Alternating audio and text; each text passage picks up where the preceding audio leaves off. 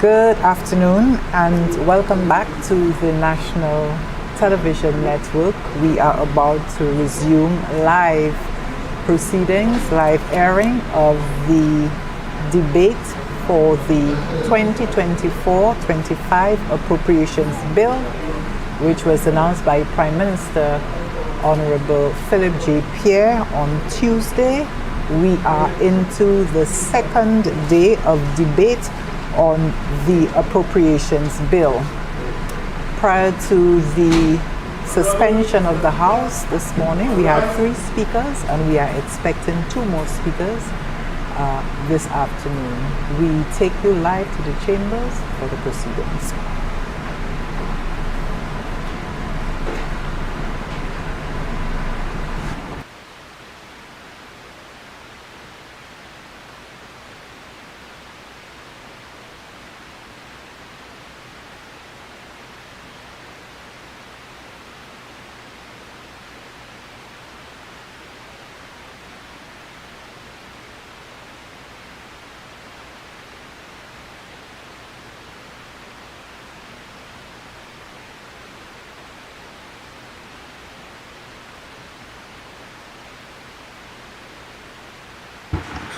Good afternoon, members.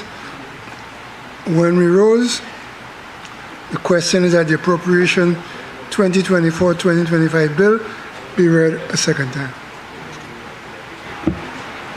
Leader of Government Business and member for Castries South.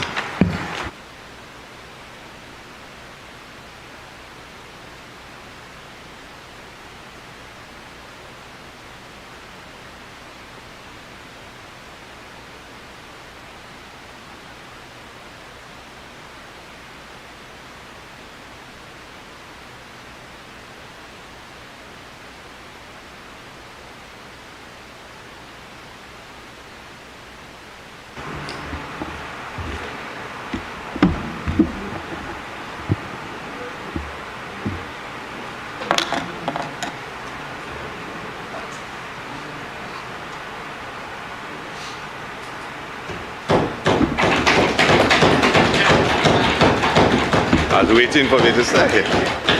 Thank you very much, Mr. Speaker. Yeah.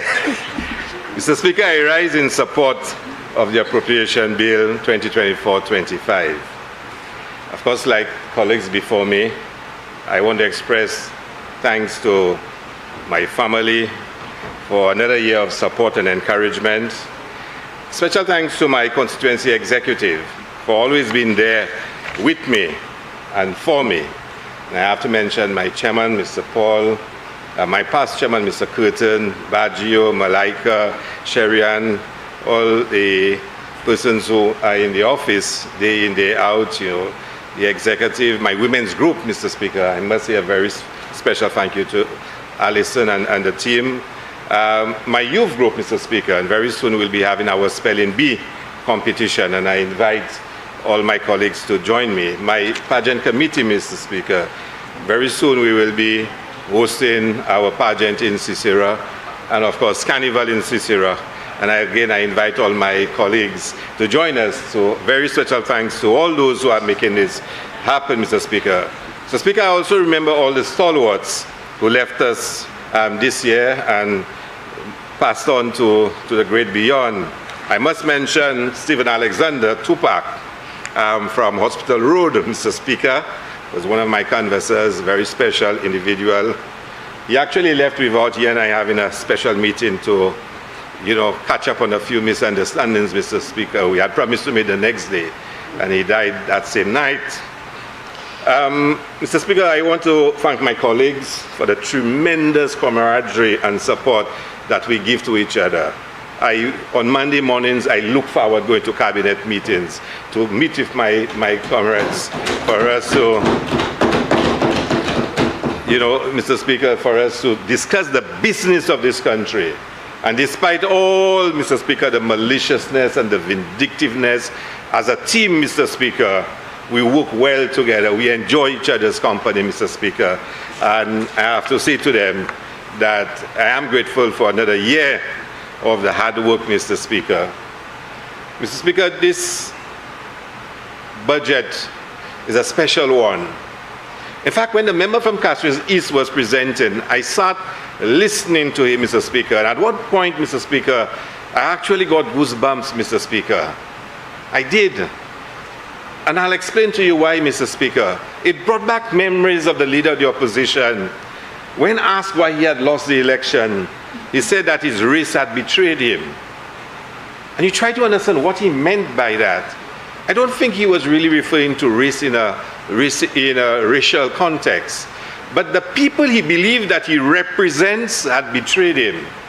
Think about that. The people he believed he represents had betrayed him. So they did not get what they wanted from him. Probably he took everything for himself. So they betrayed him, Mr. Speaker. And then I remember also he said colonialism had a conscience. What did he mean by that? It means that the people he had to serve, he did not see as deprived, as disadvantaged, and as dispossessed as it is made out to be. Because after all, colonialism had a conscience. It did take care of them. So when you start mixing somebody who said his people betrayed him, colonialism had a conscience, and then when he started off as Prime Minister, he said, I wanted to be a CEO Prime Minister. I want to run this country like a business. It tells you what he thinks of St. Lucians. When he tells you that our patrimony is measured by our credit rating, what does he say to us? Do you remember his famous words about letting the jackasses bray and backing dogs? You see, Mr. Speaker, I'm reminding you of all those things because they define who he is, the leader that we had in this country. The same person who wishes you to choose him again as leader, but has the leopard change its spots. And I will come back to this a little later on, Mr. Speaker. But let's compare him to our present leader. I am proud that the member from Castries East has chosen me to be a member of his cabinet. And it is also a singular honor to be his deputy and to work with him, Mr. Speaker. You see, the member from Castries East, Prime Minister, understands social justice. It is why in this budget, the pensioners are taken care of. We still get laptops. School fees are paid, home care is provided, and I can go on because he understands that equality and empowerment can only be achieved when each person has an equal opportunity to achieve his dreams and aspirations. He understands that we can end poverty only when we establish an economic environment for each person to have a fair chance to create wealth and share in the national pie. You know, a friend said to me, do you know what PJP stands for? Especially after the delivery of this budget. And he says, P for people, J for justice, and P for progress. So PJP stands for people, then justice, then progress, Mr. Speaker. You see, there are those who pretend to be economists and development bankers and all the attributes they claim they have, but they never really got. For our political leader, our Prime Minister, the member from Castries East, he's not about figures or pretensions of being an economist. He does not need to. His humanity makes him the best economist you can find. His love for people and improving their social and economic circumstances is the only statistic that matters to him. And of course, his unflinching determination to transform the lives of our people is the only social and economic review that matters. So all those figures and all those comparisons of growth and surpluses can mean nothing if you cannot put people at the center of your development. And that is what he's about. So our leader is a man of the people, from the people, and for the people. You see, this budget, Mr. Speaker, in many ways is an advancement on many budgets that were prepared before by various Labour Party administrations. It is full of compassion and concern for the people of St. Lucia. And not just one set, Mr. Speaker, just not those who control the apparatus of this country, it has something for everyone. The professional, the working class, the dispossessed, the entrepreneur. Every single grouping in St. Lucia can point in his budget and say there is something there for me. Think about it. Every single one, whether it's the business place that has to get exemption, the tax amnesty will extend to, whether it is the pensioner, whether it's the young man, the sportsman, all across St. Lucia, every strata, every grouping can say that this government cares about us, and we can see our reflection in this budget. But you know what? The budget did not even say everything. The Prime Minister wants to be cautious, and he will only announce things that he is so sure. And in fact, like somebody said, it has to be a salted-in ceremony first for him to announce it. But because there's a lot more, Mr. Speaker. You know, I want to go through the budget, Mr. Speaker. Between page 4 to 9, 36 highlights of achievement. 36 between page 4 and 9. And I could add a few to it.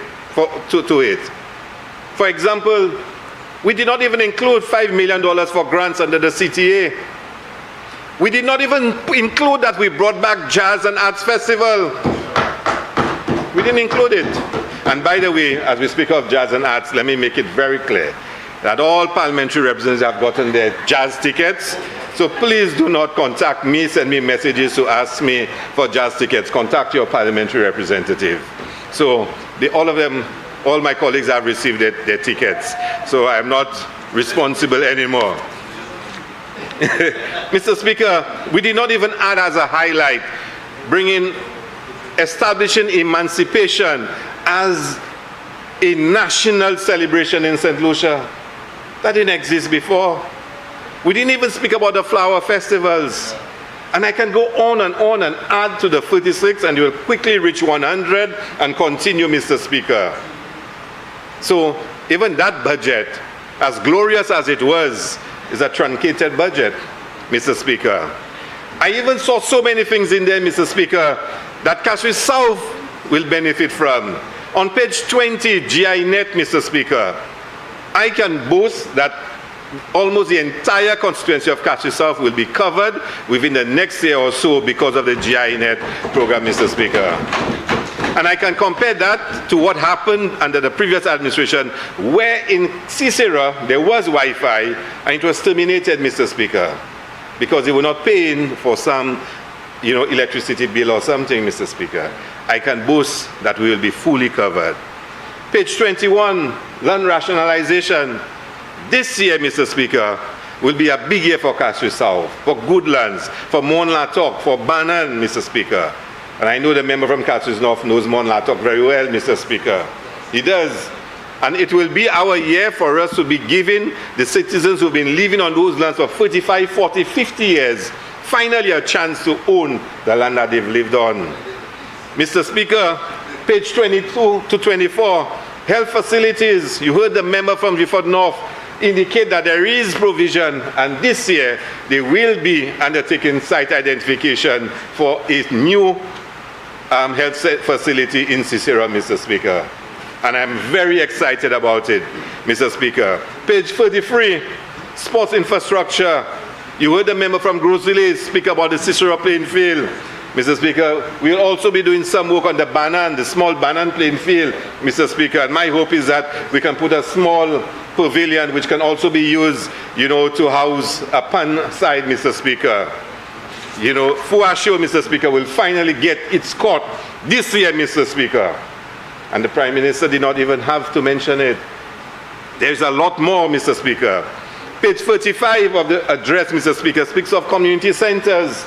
The Bassa Joseph Community Center will be completed, and we will open it in July to commemorate our 3rd anniversary of winning the elections, Mr. Speaker. The 3rd, Mr. Speaker. Mr. Speaker, and I'm also hoping, I'm also hoping, Mr. Speaker, we can make the process to get Cicero, a new community center, going. And page 50 spoke of roads, Mr. Speaker. And it was quite noticeable that when Castries South was being mentioned earlier, we happened to be mixed up with Castries East and Castries North. But I think that's a good sign, Mr. Speaker. So we too are looking for our share of the roads. So there's so much in the budget at a constituency level and across various, strata of society. So I'm excited, Mr. Speaker, and I'm anxious for us to get going and implement the budget, Mr. Speaker. I want to start off, Mr. Speaker, to focus on the ministry that I lead. And I want to also, Mr. Speaker, take the opportunity to thank the Permanent Secretary, the Deputy Permanent Secretaries, the Head of Departments, and everyone at the ministry, at the Cultural Development Foundation, at the St. Lucia Tourism Authority, at Community Tourism, Agency, at the NCA, Mr. Speaker, at the CIP, at Invest St. Lucia, for the collaboration and the support that they give to me, Mr. Speaker. So, Mr. Speaker, let's start with the creative industries. The cultural policy in St. Lucia has been outdated, having been in existence since 2000, Mr. Speaker. We had hoped to do a lot more work on it, but we focused a lot on the Tourism Development Act, Mr. Speaker. But now we've gotten that out of the way. Now we've gotten the Community Tourism Act out of the way, Mr. Speaker. We can now turn our attention to the cultural policy and a new Creative Industries Act in St. Lucia. It will be revolutionary, Mr. Speaker. Just as we made the community tourism a revolutionary piece of legislation, we made the Tourism Development Act a revolutionary piece of legislation. We will do the same, Mr. Speaker, for the creative industries and cultural industries, Mr. Speaker. So it will really set the framework, Mr. Speaker, for us to be able to, harness the creativity of our people and ensure that we can preserve our traditions and conserve many of our traditions, but also allow for socioeconomic development, Mr. Speaker. This year, Mr. Speaker, and I stated so in the estimates, we got a lot more in our allocation to ensure that we can do a lot more for the development of the creative industries, Mr. Speaker. So you will see the CDF involving in quite a few of cultural education and training programs. We spoke, and the Prime Minister did so in his budget, Mr. Speaker, of the development of youth in Silpan in various communities. And he indicated that in Masha, we'll be seeing the establishment of a pan shed for the revival of pan with the diamond still, Mr. Speaker. And it will not only be done in Masha. Masha will probably be the first one, but there will also be support given to canneries, Mr. Speaker. I mentioned Banan. I hope Banan can get something, Mr. Speaker. I know that in Denry North, the Honorable Minister for Education has started some PAN program, and he too will get support. And we will provide as much support as we can for the young people throughout the island, in Labrie, whichever constituency that we need some support, Mr. Speaker. We will certainly be providing it. The Prime Minister in his budget address spoke of support for lyric writing, Mr. Speaker. And it is something I'm really excited about, how we can bring some of our best young writers, Mr. Speaker, and for them to explore the craft of communicating ideas through song and the use of specific techniques such as wordcraft, word choice, rhyme, use of melody, and all the different techniques that are used to ensure that we can produce some of the best soca and calypso music in the region. In the area of dance, Mr. Speaker, a lot will be invested in to develop choreography, Mr. Speaker, and to facilitate some of the advanced technical knowledge that's involved in dance, Mr. Speaker. We have some fantastic dancers, and some of you remember many years ago the number of dance troupes we had in St. Lucia and the quality of dancing we had, Mr. Speaker, and we will be spending more money to develop it. We will be doing the trainers with the hope that they too can disseminate that knowledge and we can revive dancing to the levels that it was before, Mr. Speaker. Mr. Speaker, we'll continue our work in terms of promoting the festivals of St. Lucia. The flower festivals are unique to St. Lucia. There's no other place in the world, Mr. Speaker, you can find a La Rose and a La Marguerite, Mr. Speaker. It is rooted in the identity of who we are as St. Lucians. And since we got into office in July 2021, we've put a lot of effort to create, a heightened level of interest. And this year, we will be intensifying this to make sure that throughout the island, in all the major areas, we cannot accept that Beaufort North is not a major player. If La Rose and La Marguerite, we cannot accept that Babono is not a major player, Mr. Speaker. So the team at CDF will be going out to the various communities to provide support for us to rebuild those groups, Mr. Speaker, and to ensure that our flower festivals grow even, bigger than it is right now. The visual and literary arts component, Mr. Speaker, again, there will be major investment, Mr. Speaker, developing creative writing skills and to ensure that our young writers, Mr. Speaker, and persons who are involved in non-traditional publications for print and electronic media can receive advanced training.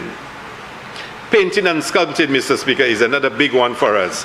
We believe that, we have tremendous skills in this country, and we want to be able to provide more training again, so a lot of young sculptors and painters. And I want to take the opportunity, Mr. Speaker, to invite you and all members of this Honorable House to visit the exhibition at the Orange Grove Plaza, put on by Mr. Xavier. It's going to be a masterpiece. From all indications, what is being prepared for public viewing will never have been seen in St. Lucia before. And I would want all of you to make some time next week to visit the exhibition. Art in public spaces, Mr. Speaker, is going to be continued. And I want to take this opportunity to thank the member for Castries Central, the Minister of Housing, for the work that he has been doing in his constituency, promoting art in public spaces. You can see the newly constructed vending booths right outside us, Mr. Speaker, how it is the use of the murals to highlight, the beauty of what's been done, and many places in Castries Central. And I want to say to parliamentary reps to do more of that in your constituency. Promote art in public spaces. Give our young people the tools, the paint, and allow them to express themselves in whatever space they can get, Mr. Speaker. It is a very significant part of a civilization saying who they are and what they are about through art, and to do it no better place than in public spaces, Mr. Speaker. Mr. Speaker, in terms of theatre, again, we almost completed with our renovations of the Cultural Center, and very soon the CDF will be meeting stakeholders to talk about the use of the Cultural Center and ensuring that we can preserve it as much as possible. But again, it will state that we'll put more emphasis on that aspect of our creative expression.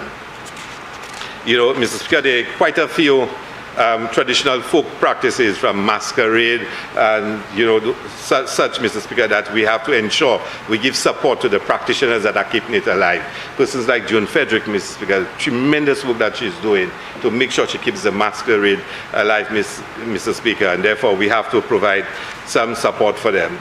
During this year, we noticed, Mr. Speaker, that we need to improve our infrastructure for gatherings, mass gatherings. So we are investing in mobile toilets, Mr. Speaker. We are also investing in temporary seating. If you can just imagine at Carnival, thousands of persons at the SAB standing for 6-7 hours. It discourages some of the older folks from coming out, and some persons who just want to take a seat while they view the show. There's no seat in there. So we will be investing in some upgrading and providing some of this, Mr. Speaker. Mr. Speaker, I want to move on quickly to tourism, Mr. Speaker. And you would have heard a lot being said in this Honorable House, either through the Senate, and even when the member from Miko South is here, when he speaks about tourism. Mr. Speaker, if you listen to the narrative, they suggest that tourism is dying in St. Lucia. It's in crisis. It's going nowhere, Mr. Speaker. But you would have heard the member from Castries East in his budget statement give you some of the figures, and I'll come to the figures in a bit, Mr. Speaker. But I want to say to you, Mr. Speaker, this government, from day one, we said we were not going to be coming into this house, certainly not by me, the minister, boasting of figures. For us, what was more important was how we transform the industry to make sure that we can bring greater benefits to all communities and to all stakeholders. That was our dream. Of course, numbers are important, But what is the value of the numbers if your people cannot benefit from it? If the benefits of tourism cannot filter across communities and across individuals. So we don't glorify in the numbers. We have the best numbers we've had in ever. But that's not what really matters to us.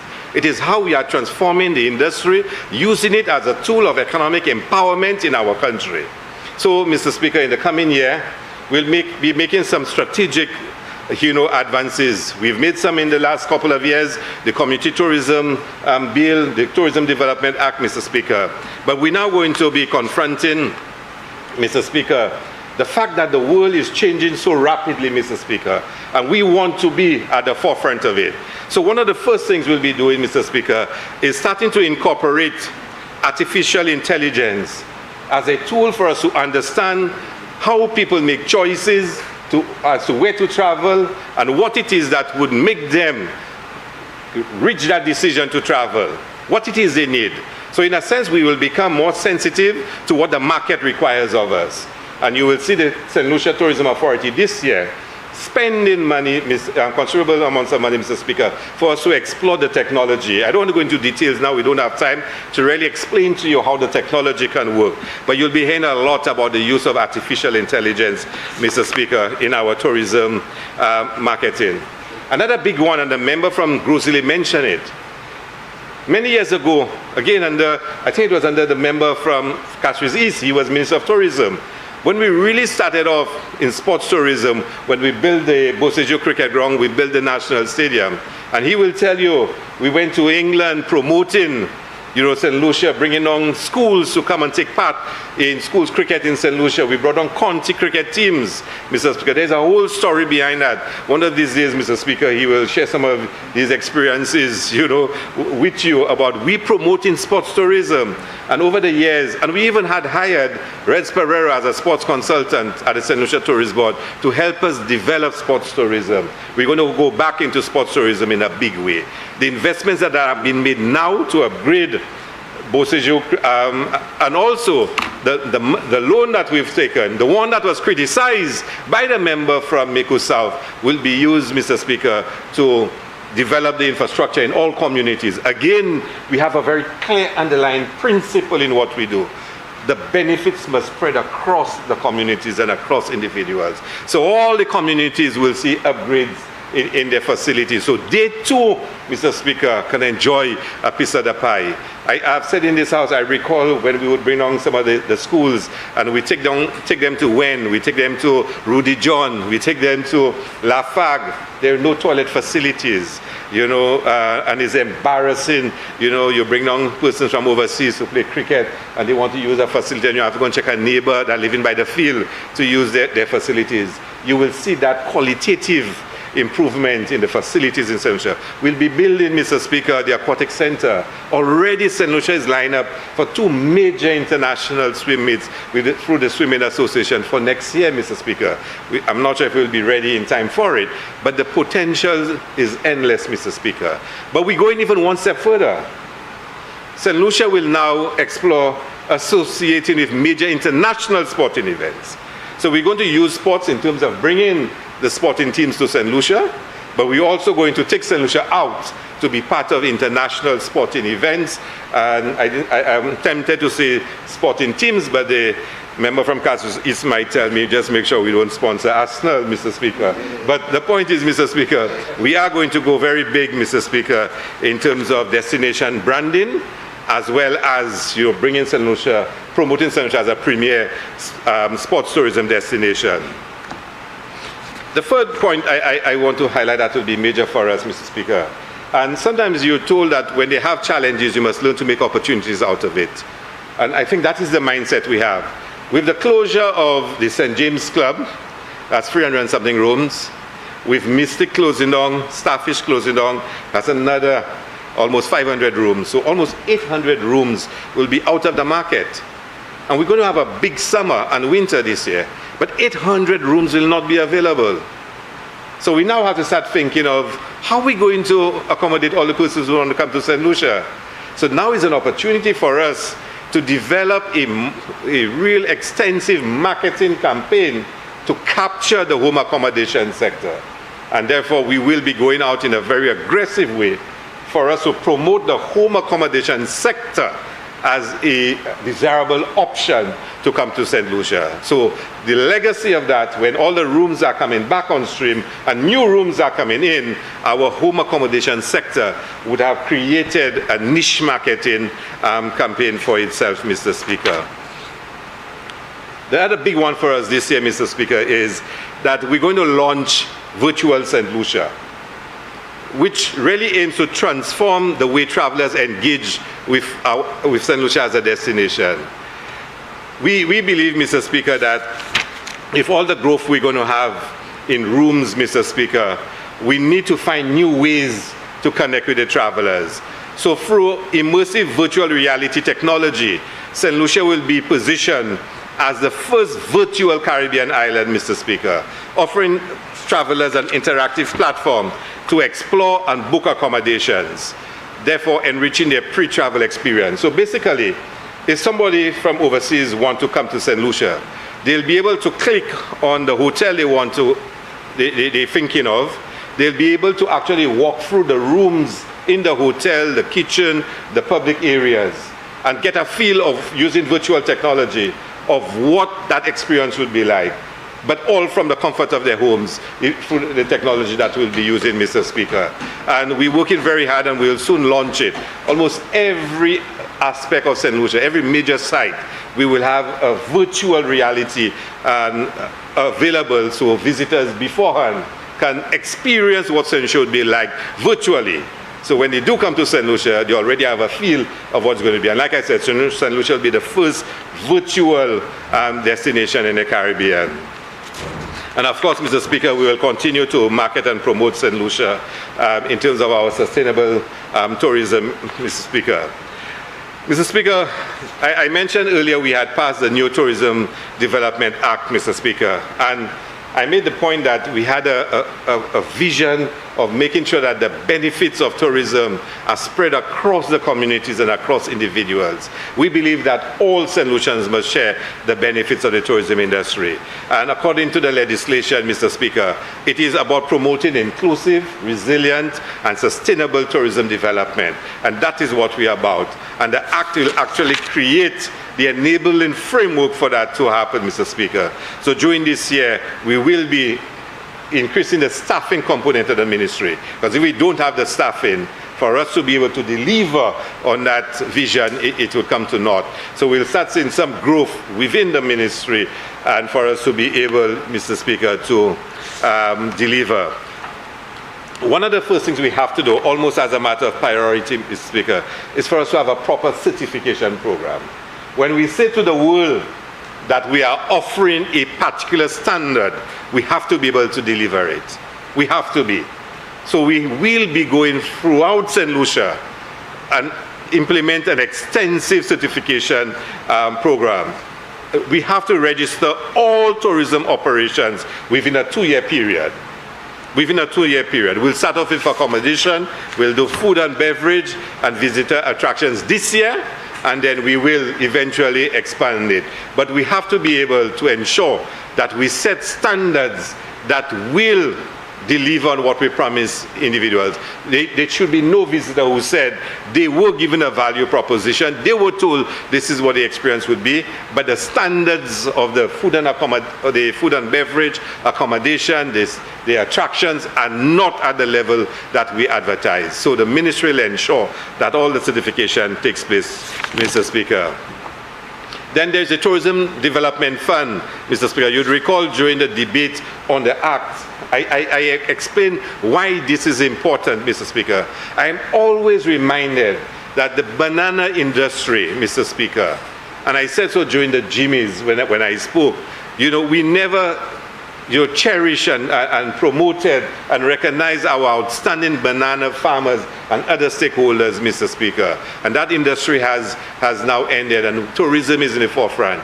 The Tourism Development Fund, Mr. Speaker, is really critical for us to have that mechanism where strategic initiatives in the tourism industry can be financed from, Mr. Speaker. And that for us is really important, Mr. Speaker, that the industry sets up that capacity Whether it might be a storm, a hurricane, and we need to rebound from it, then we would have the fund, Mr. Speaker. Whether there are specific issues in the tourism industry that we need to address, we would have a fund that has resources that we can draw from, Mr. Speaker. In a sense, it is tourism, funding tourism development, Mr. Speaker. And therefore, during the year, we will reclassify the levy so we can expand collection, Mr. Speaker, and we'll be able to build surpluses that can be deposited in the fund. Mr. Speaker, research is important. So I've spoken about certification, I've spoken about the fund for financing, but we cannot move forward and we cannot be very clear where we're going if we don't even know what's happening around us. And in our part of the world, we do not put enough emphasis on research to actually find out what exactly is happening, and therefore the ministry will be definitely putting some emphasis on gathering as much data and information and in conducting as much analysis as possible so we know precisely what's happening in the tourism industry and to help us guide where we're going, Mr. Speaker. Training is important, and a few months ago, I was in Soufrière, and the member for Soufrière, Mr. Speaker, she was organizing training for her vendors, Mr. Speaker.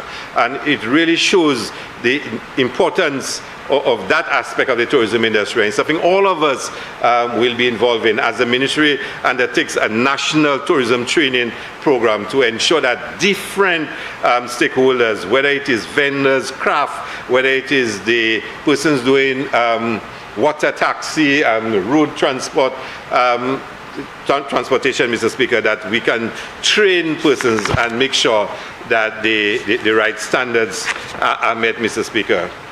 Mr. Speaker, the Jimmys continue to be a very important activity for us, and I'm really thankful to my colleagues who joined me a couple of weeks ago at the Jimmys, Mr. Speaker. And I made the point earlier that we need to recognize the outstanding St. Lucia and those heroes that are making the tourism industry the success that it is. We have to, as a country, as a government, say thank you to them, recognize them and inspire them to continue to deliver the highest standards of performance, Mr. Speaker. And the Jimmys is exactly the platform for that. It was the second edition of the Jimmys. I'm sure all who were there had a good time, Mr. Speaker, and I want to thank them, Mr. Speaker, for being there. So we will continue to use the Jimmys as our premier mechanism for recognition and celebration of our outstanding tourism performers, Mr.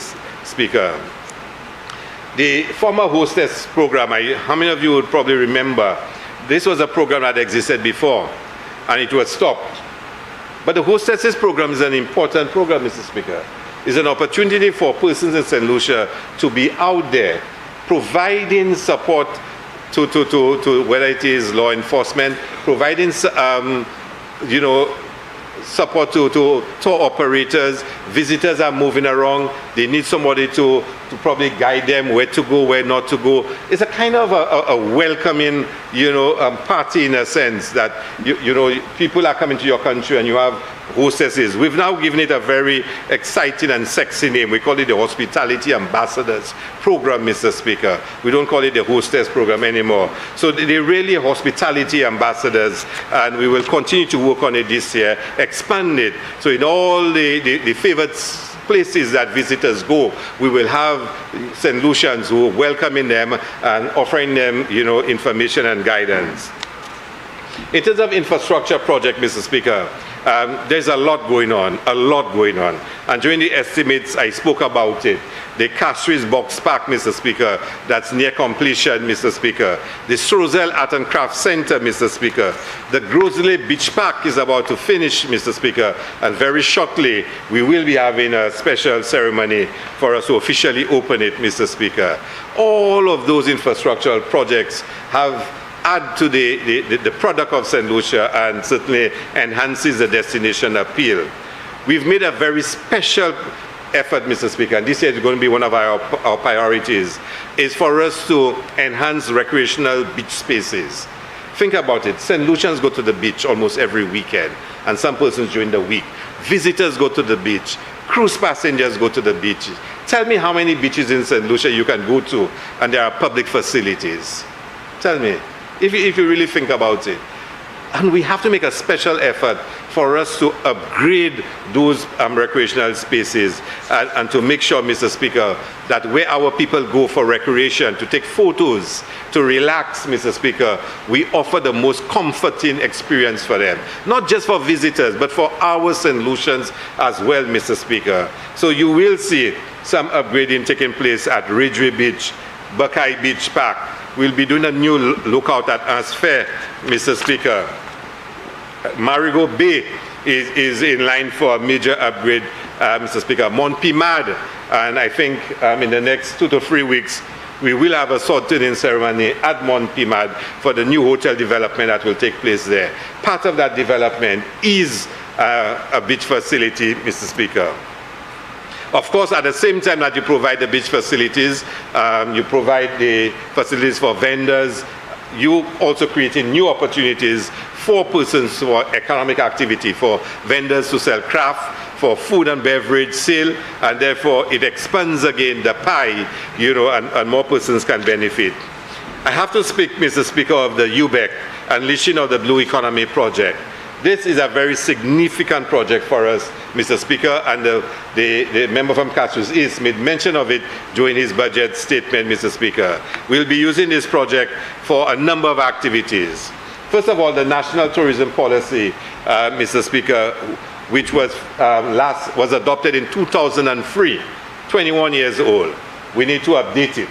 And under this project, we will be getting the resources for us to update the National Tourism Policy. And having passed a new Tourism Development Act, it is necessary for us now to move into that stage where we can formulate the policy and as well for us to come up with a master plan. Then, Mr. Speaker, you would know about the tourism transportation. For more than 15 years, we've had a moratorium on the issuance of TX plates in St. Lucia. And I've explained to this House, and certainly in the estimates, that we had a three-phase approach. 1, to reissue existing TXs. 2, to convert H to TX. And the third stage is for us to determine how many new TXs we are going to issue. And under the UBEC, we are getting funding for us to do a demand study for tourism transportation. And it will indicate to us how many more TXs that are needed in St. Lucia, Mr. Speaker. I spoke earlier of some of the projects that are near completion, the infrastructural projects that enhance our brand offering and improve the experiences in St. Lucia. So you will see, Mr. Speaker, over the next year and into the next 2 years, an extensive investment by this government to ensure that the tourism infrastructure in this country is enlarging. We have, for example, in Masha, the Masha Artisan Village, which will be a real special creation.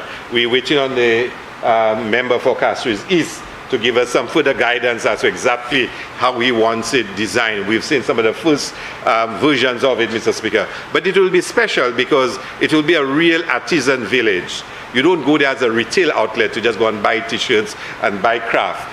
It will be an experience where you actually witness production taking place. At the same time, you can purchase. So if you can go there and you want a pair of sandals, the leatherwork person, leather craft person will be actually making the sandal in front of you, taking your measurements, customizing it, and making sandals for you. If you want a leather belt, it can be made for you right there. If you want braids, and even hairdressers, so if you want a certain hairstyle, because some of the visitors who come in love the braids and the hairstyles our people have, you can actually sit there and it will be done for you, whatnot. So it will be, sorry? Mr. Speaker. Yeah. Mr. Speaker, another exciting project is the underwater sculpture park. And I must tell you, Mr. Speaker, this one really excites me.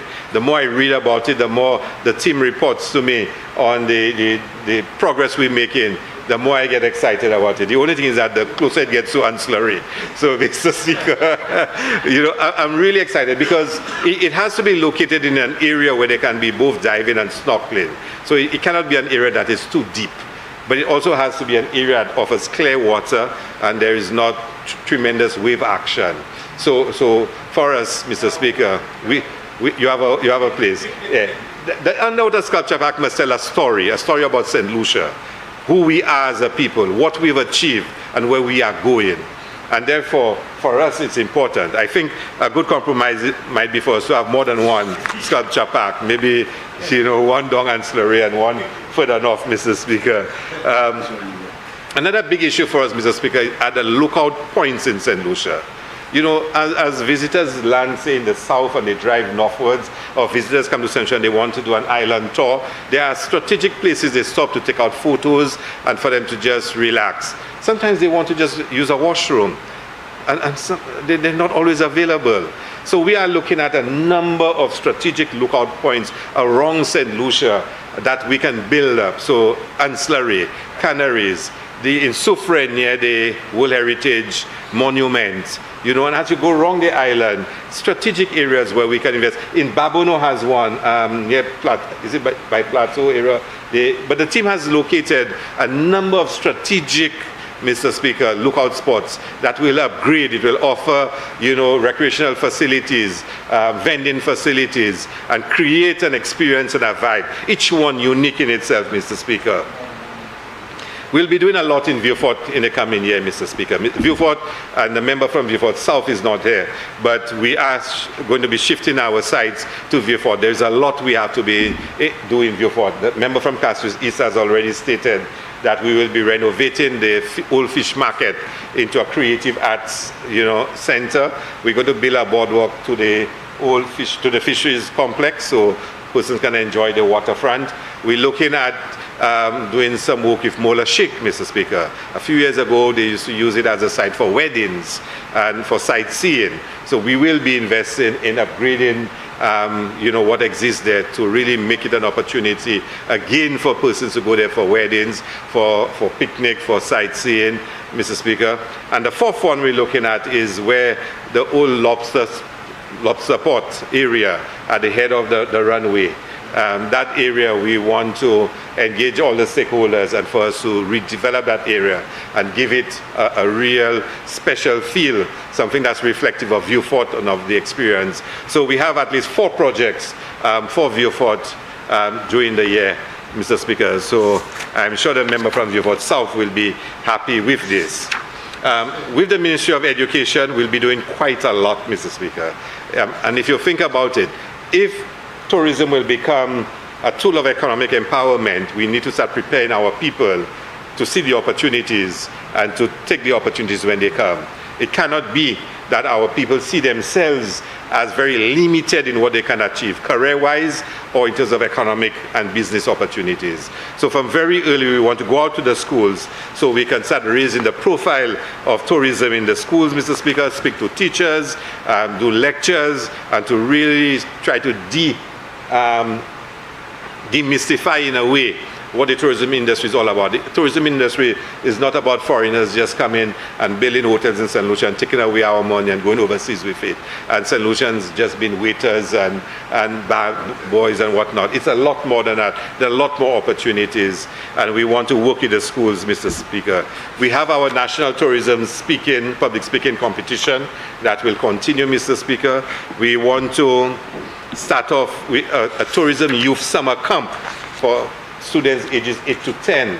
So we can start, Mr. Speaker, introducing tourism education to them, for them to actually experience some of the tourism offerings we have in St. Lucia. So they can visit hotels, they can visit cruise ships, they can go to restaurants, and they can actually get a real view of what tourism is all about.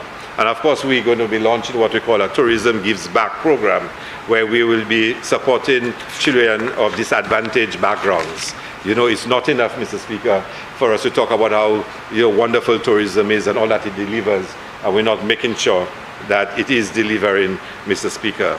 Mr. Speaker, I want to share with you a valuable piece of information. Almost every Monday we go to Cabinet, and as Minister I present memos asking Cabinets for concessions and incentives. And sometimes I'm silently, a little trepidation because it comes on week after week. persons are investing in this industry. And in the last 2 years, we've seen a significant increase, Mr. Speaker, in the request for concessions and incentives. So I can say to this Honorable House, in the last year, there were 37 projects approved by Cabinet between January and December 2023. 17 projects were approved pursuant to the Tourism Incentives Act, and another 17 under the Tourism Stimulus and Investment Act. Three other projects were made under the Customs Control and Management Act. The total projected investment amount was $554,874,844. That's easy. So let's get it again. Just over $500 million, Mr. Speaker. $500 million EC dollars in investment last year alone. 37 projects, Mr. Speaker. 37 projects. The employment expected, Mr. Speaker, during post, when it goes into operation, it would employ an additional 2,186 persons will be employed. And during construction, 1,085 persons were employed. So it shows you the impact that the tourism industry has in terms of driving investment in this country. Just over $500 million in 1 year in terms of incentives and concessions, for projects invested in St. Lucia. Mr. Speaker, community tourism for us is a flagship.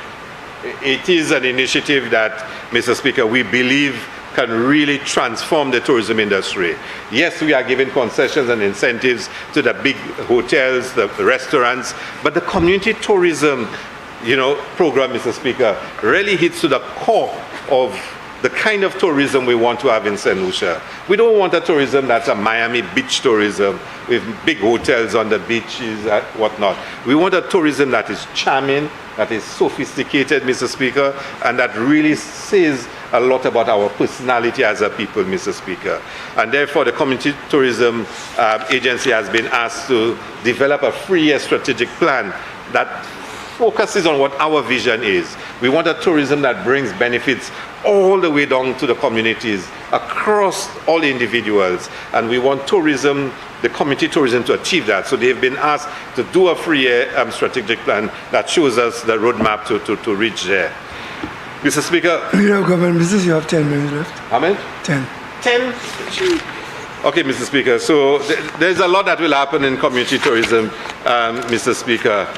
In terms of numbers, Mr. Speaker, let me just say quite quickly, Mr. Speaker, that, and I want to first make the point, Mr. Speaker, that despite all the talk about our numbers and all the talk about, Mr. Speaker, how tourism is in crisis in St. Lucia, last year, 2023, our arrivals were up 6.9% over 2022. 6.9%. Mr. Speaker. And if you look at the Social Economic Review, page 107, Mr. Speaker, you will get all the data on the arrivals. But even more remarkable, Mr. Speaker, more remarkable is year to date to match, Mr. Speaker.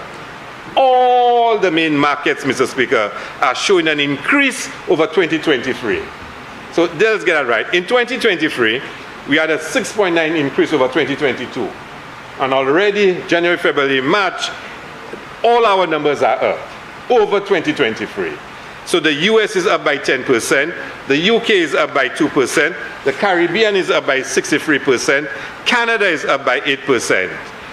Compare January 2023 to January 2024, we are up 11% already. 11% already. And most remarkably, Mr. Speaker, we are 5% higher than 2019, which was the best year on record in St. Lucia. And yet, they spell a story of doom, that St. Lucia tourism does not know where it is going. But let me also give you another statistic. The month of March was the best month in the history of St. Lucia for arrivals.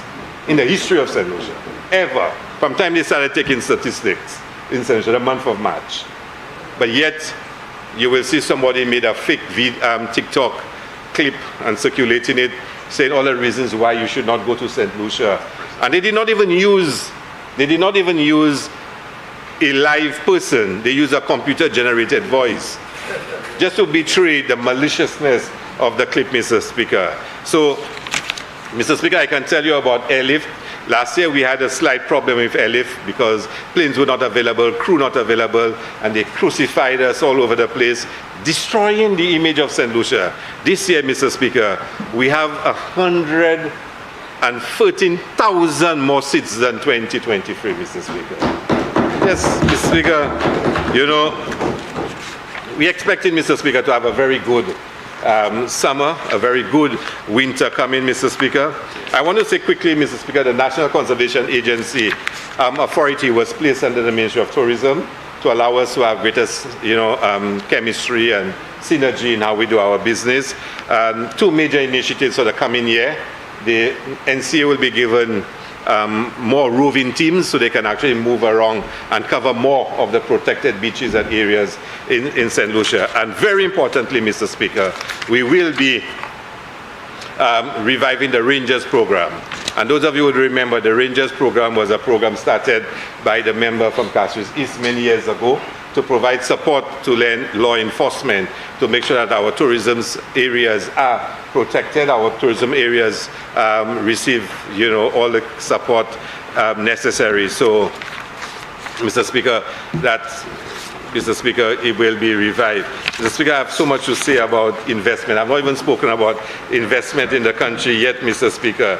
I can tell you, Mr. Speaker, quickly, since I have about 15 minutes left, Mr. Speaker, that firstly, Mr. Speaker, we have identified an investor, Mr. Speaker, who will be designing, building and operating a new boatyard in Gunters Bay, Mr. Speaker. It will also include a new ferry terminal. And we have the investor, we've been discussing it. We're now sitting with SLASPA, ISL, and the developer so we can put together the joint venture. And once we get all the approvals, the ferry terminal will be located on the other side, Mr. Speaker, and a boatyard will be built there, Mr. Speaker. It's expected to cost about $7 million. Mr. Speaker, I have to say, in Cul-de-sac, Mr. Speaker, we have plans and ISL is already finalizing the drawings and the costings to build a youth creativity park in Cul-de-sac. I've spoken to the senior minister about it, as well as an entertainment center that can hold up to 10,000 people for mass crowd events. The days when we go to the SAB and we destroy the SAB, we go to Darren Sami and destroy Darren Sami, Mr. Speaker, we need a dedicated entertainment center in St. Lucia, and we've asked ISL to design it and to come up with the costings. So between a youth creativity park, now the youth creativity park, Mr. Speaker, has to be special.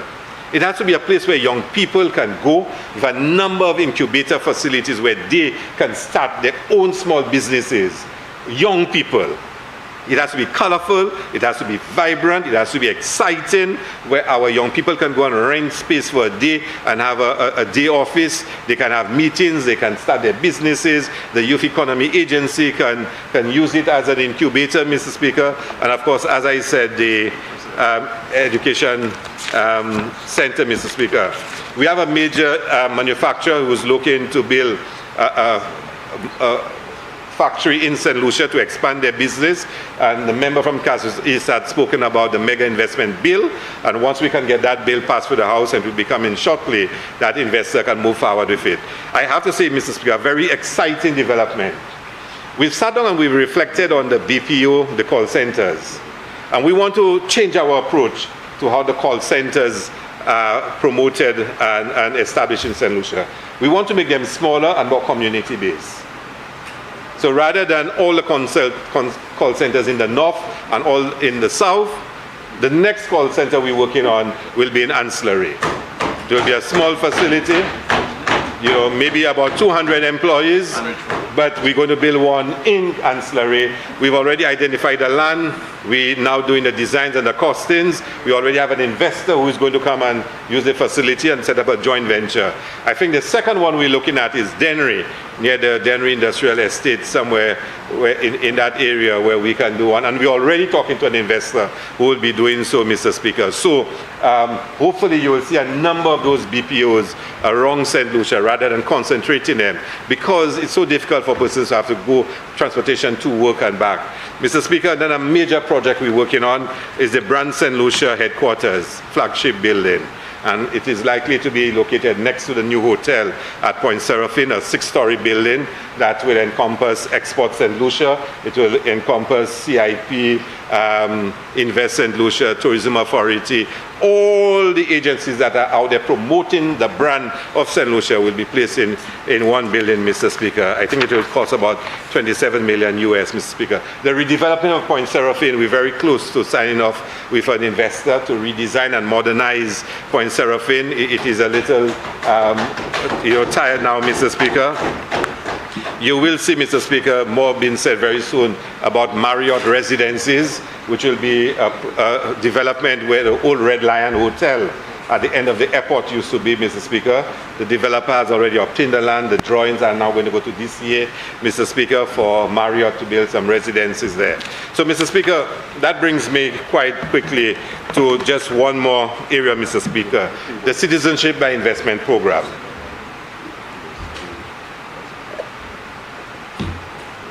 Now, Mr. Speaker, the member from Constituency and Prime Minister in his presentation spoke about the Citizenship by Investment Program. And a lot has been said by my colleagues expressing support for the action taken. I want St. Lucians to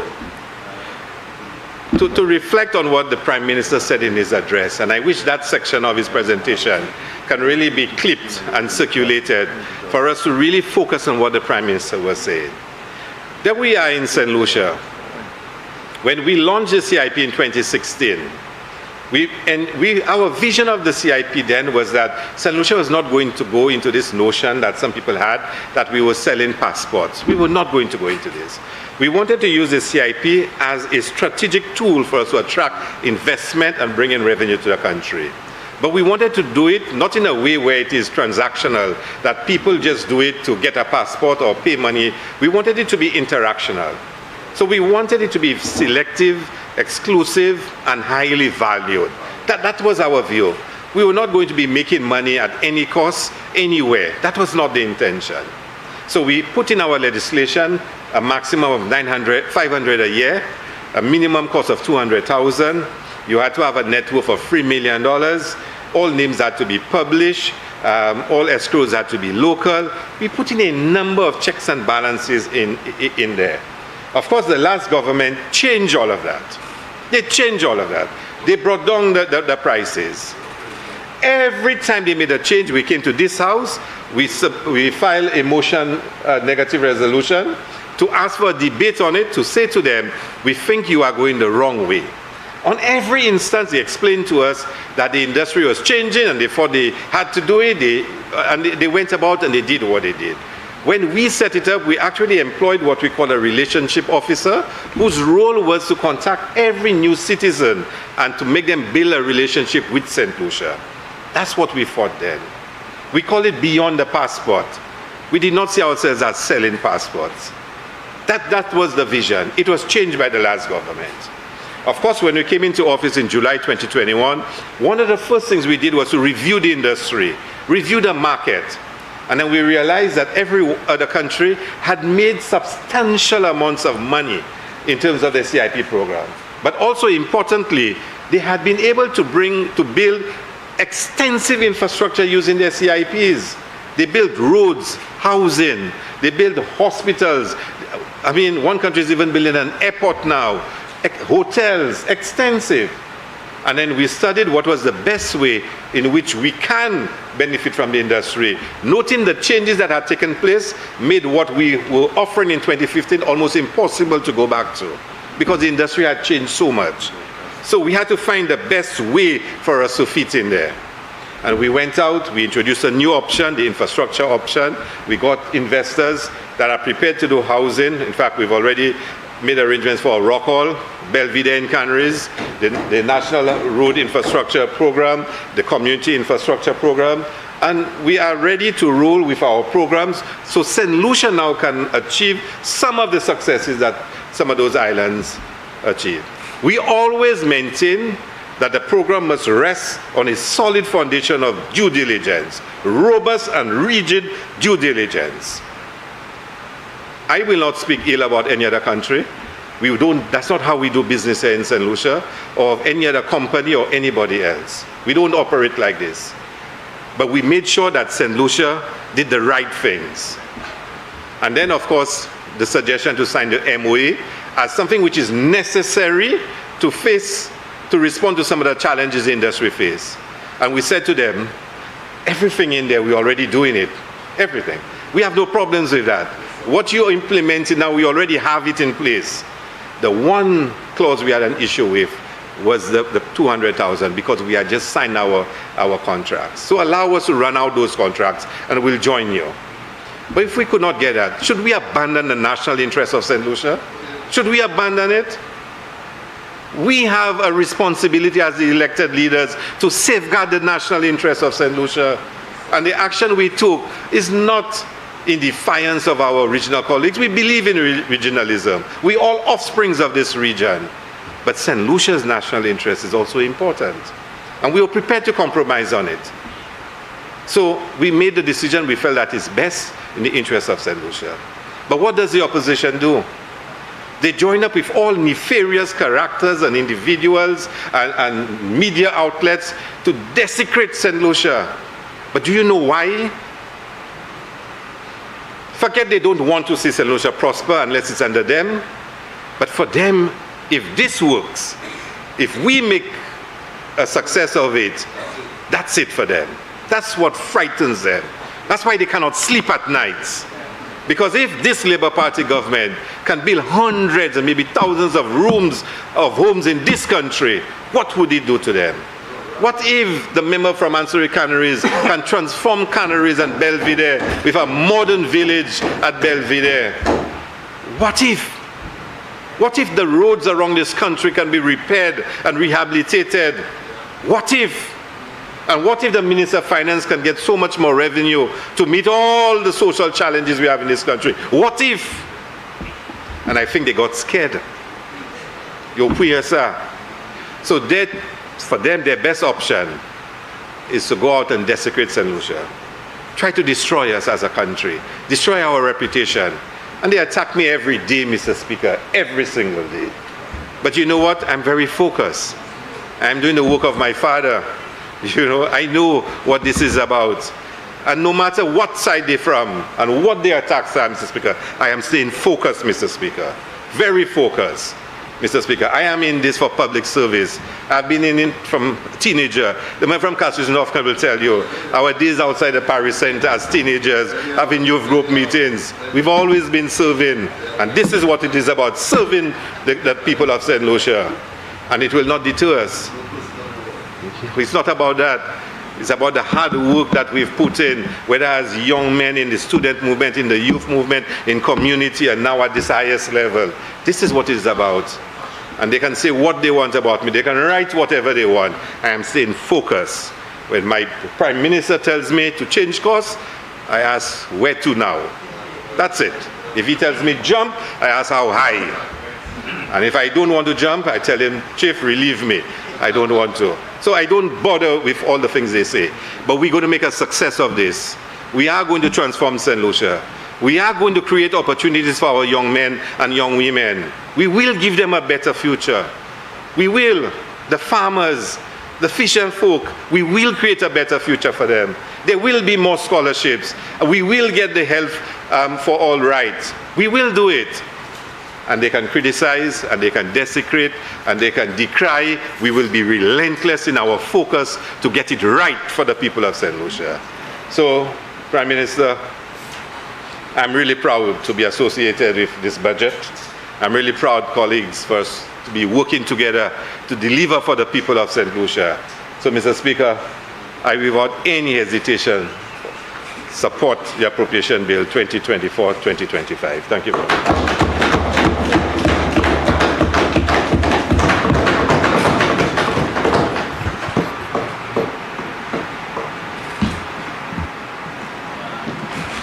Member for Library.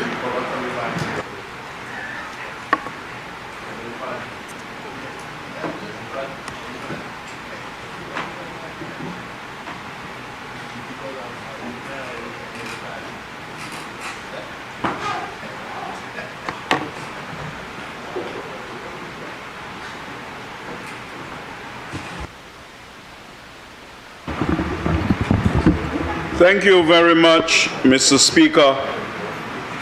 Mr. Speaker, I rise in support of the appropriation bill for fiscal year 2024-2025. Mr. Speaker, this is the third budget presented by the Prime Minister and Minister for Finance, the Honourable Member for Kaswi's East. Mr. Speaker, in football terms, the member for Kaswi's East has scored a hat-trick. And this goal is even better than the first two, Mr. Speaker. Mr. Speaker, we are well on our way to giving the opposition 5-0. But more importantly, we are transforming and modernizing St. Lucia to improve the lives and livelihoods of our people. Mr. Speaker, July 26, 2021 will forever remain etched in the psyche of St. Lucians who could not wait to exhale, who could not have waited to dislodge the incompetent and vindictive United Workers' Party government led by the leader of the opposition and member for Miku South out of office. Mr. Speaker, the timing of this budget is at a critical juncture which provides us with an opportunity to evaluate the progress that our government has made and to determine the forward-looking policies our government needs to pursue over the next 2 years to achieve the vision, mission, goals, and objectives that we established in our manifesto.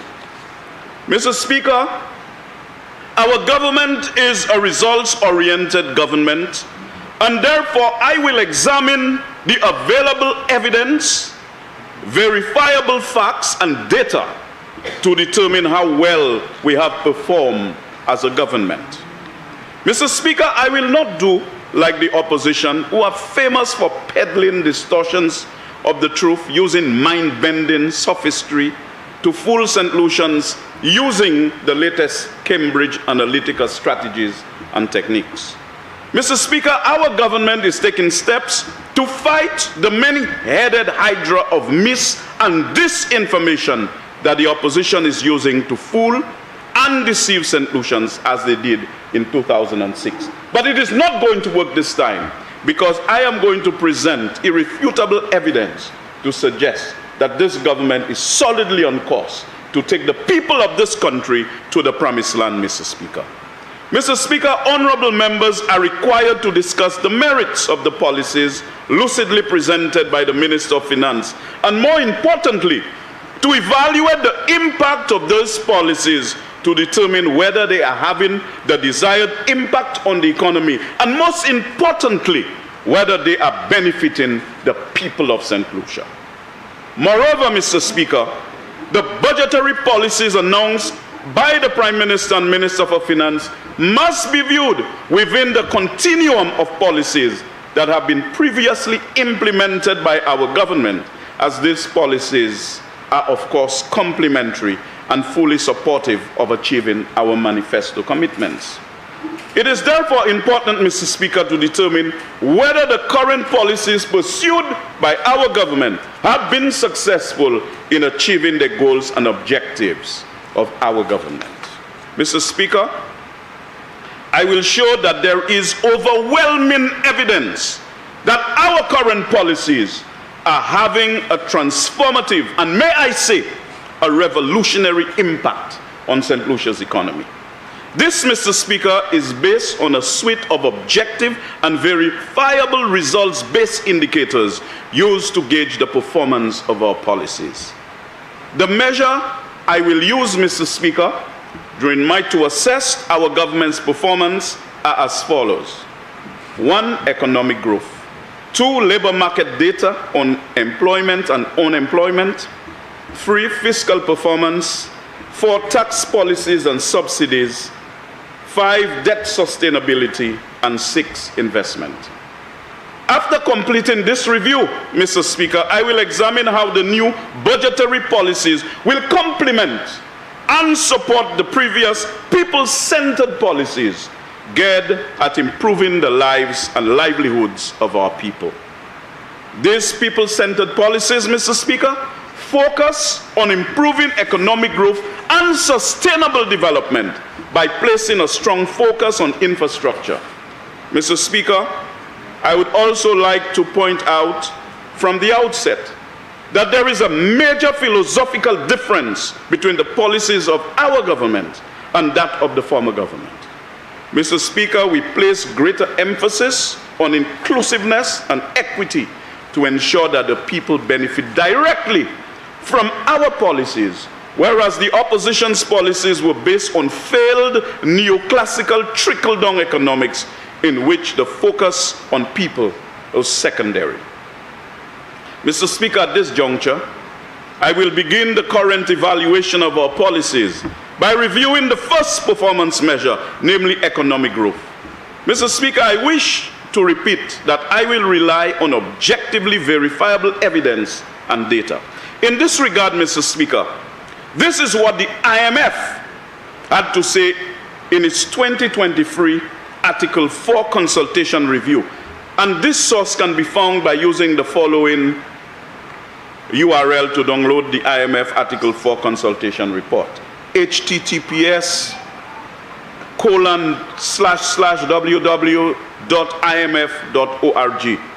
On page 9 of the Article 4 report, under the caption Recent Economic Developments, the following was stated, and I quote: "The economic recovery in 2022 was stronger than expected. Real GDP grew by 15.7% in 2022, driven by recovery in tourism and wholesale and retail trade," unquote. I wish to emphasize, Mr. Speaker, that the IMF did not expect our economy to recover as quickly as it did, as the report states that economic growth was stronger than expected. We can therefore logically infer, Mr. Speaker, that the policies that our government implemented after July 26, 2021 have provided the impetus for a more robust, resilient, and stronger than expected economic recovery. Data in 2023 Economic and Social Review shows that preliminary economic growth in 2023 was estimated at 2.2%. This compares with the IMF estimate of 3.2% as shown on page 4 of the press release issued by the IMF on March 8, 2024. I have reviewed Table 2 on page 104 of the Economic and Social Review, which provides the growth rate of the various industries. I'm a bit perplexed, Mr. Speaker, I must say, by the contraction in the public administration, defense, and compulsory social security sector. You would observe, Mr. Speaker, that this sector is estimated to have contracted by 7.7%. And the cause for this contraction, based on the data presented in Table 2, is public education services, which contracted by 7.7%, and public health services, which also contracted by 7.7%. I am not aware, Mr. Speaker, that there were any contractions in public health and public education, as actual expenditures on these services did not contract. And so maybe there will be an opportunity for some clarification in that regard. I have also observed, Mr. Speaker, that the numbers for 2022 have been revised upwards from 18.1% to 20.4%, an increase of 2.3%, which makes the performance for 2022 even more impressive. I wish to note, Mr. Speaker, that the 2023 numbers are preliminary and will be subsequently reviewed by the Statistics Department. It was expected, Mr. Speaker, that economic growth would have slowed, as we could not sustain a growth rate of 20.4%, but I am more inclined to go with the forecast of the IMF at this time, especially given the increase in job creation, which I shall address later in my presentation. I also note, Mr. Speaker, that the revised GDP figure of 2022 is higher than the corresponding figure for 2019, which is significant, in that the records now show that we had fully recovered from COVID-19 in 2022, whereas the IMF had initially predicted that we would have fully recovered by 2024. This is a major milestone, Mr. Speaker, and deserves to be celebrated. We have recovered 2 years in advance of the initial projection, Mr. Speaker, thanks to the policies pursued by the member for Kaswis East, an astute economist and finance expert. The reference table is table 1 on page 104 of the Economic and Social Review, with the relevant row being GDP at market prices. In 2019, Mr. Speaker, GDP at market prices is 5.53 billion, compared with the corresponding figure for 2022 of 5.62 billion. So, Mr. Speaker, economic growth is definitely moving in the right direction. Moreover, Mr. Speaker, this performance took place in the aftermath of the COVID-19 pandemic, and we had to contend, and are continuing to contend, with the effects of the supply chain disruptions occasioned by the Russian invasion of Ukraine and the consequent global inflationary impact followed by increases in world interest rates. We now have to deal with the consequences of the ongoing Israel-Hamas conflict.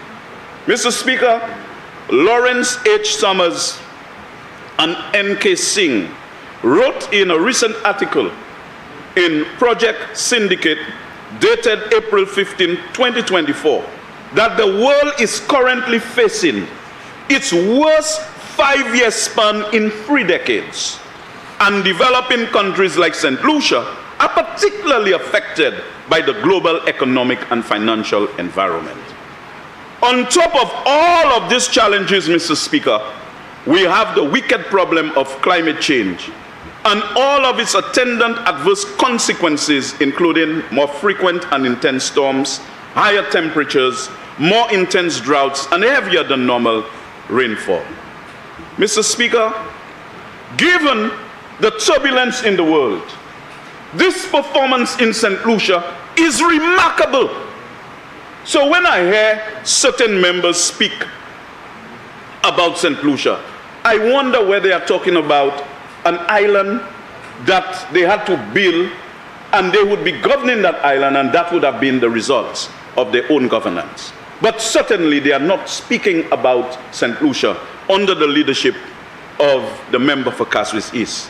The second performance measure, Mr. Speaker, relates to how our policies have affected the labor market. In this regard, Mr. Speaker, I wish to draw your attention to table 31 on page 124 of the Economic and Social Review, as it relates to job creation. Mr. Speaker, the size of the employed labor force increased by 6,124 jobs, or 6.7%, to 97,394. In other words, Mr. Speaker, the number of new jobs created on a net basis in 2023 was 6,124 jobs. Considering the size of our labor force, this is by any measure, Mr. Speaker, a very significant and commendable achievement.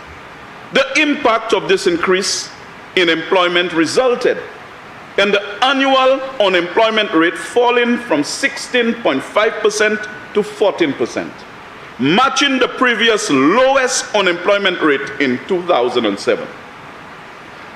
I note the Prime Minister and Minister for Finance said the second lowest unemployment rate, Mr. Speaker.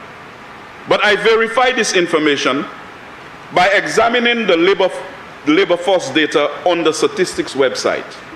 The 2007 unemployment rate is recorded at 14%.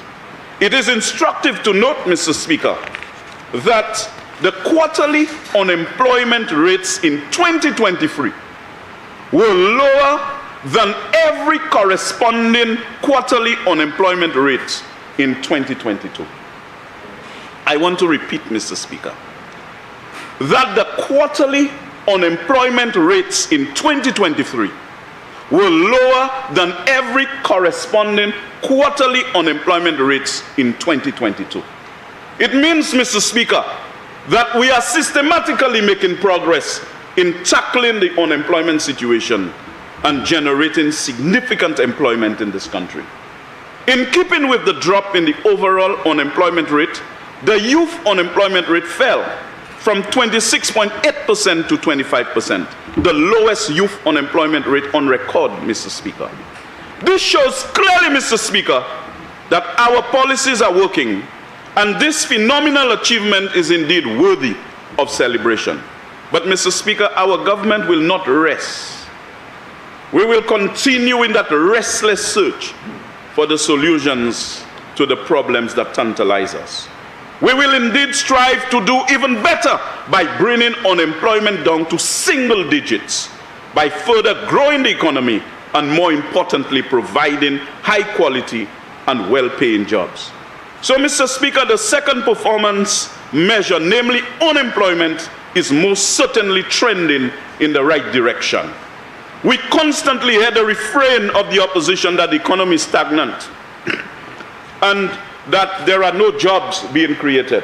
Obviously, the evidence have clearly refuted this particular argument. We need to ask them, Mr. Speaker, what is the source of their data? But I know the answer, Mr. Speaker. It is Cambridge Analytica. Mr. Speaker, there is no doubt that they will continue to spread misinformation and disinformation. But we need to ensure that all St. Lucians are given access to accurate information provided by official sources and to refute the bogus information that they will continue to peddle. This is important, Mr. Speaker, as we are aware that the opposition is using the most advanced psychological mind-bending techniques aimed at convincing St. Lucians of their sophistry.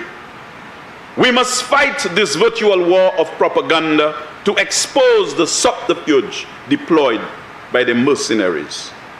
The third performance measure I wish to highlight, Mr. Speaker, is the fiscal performance of the government.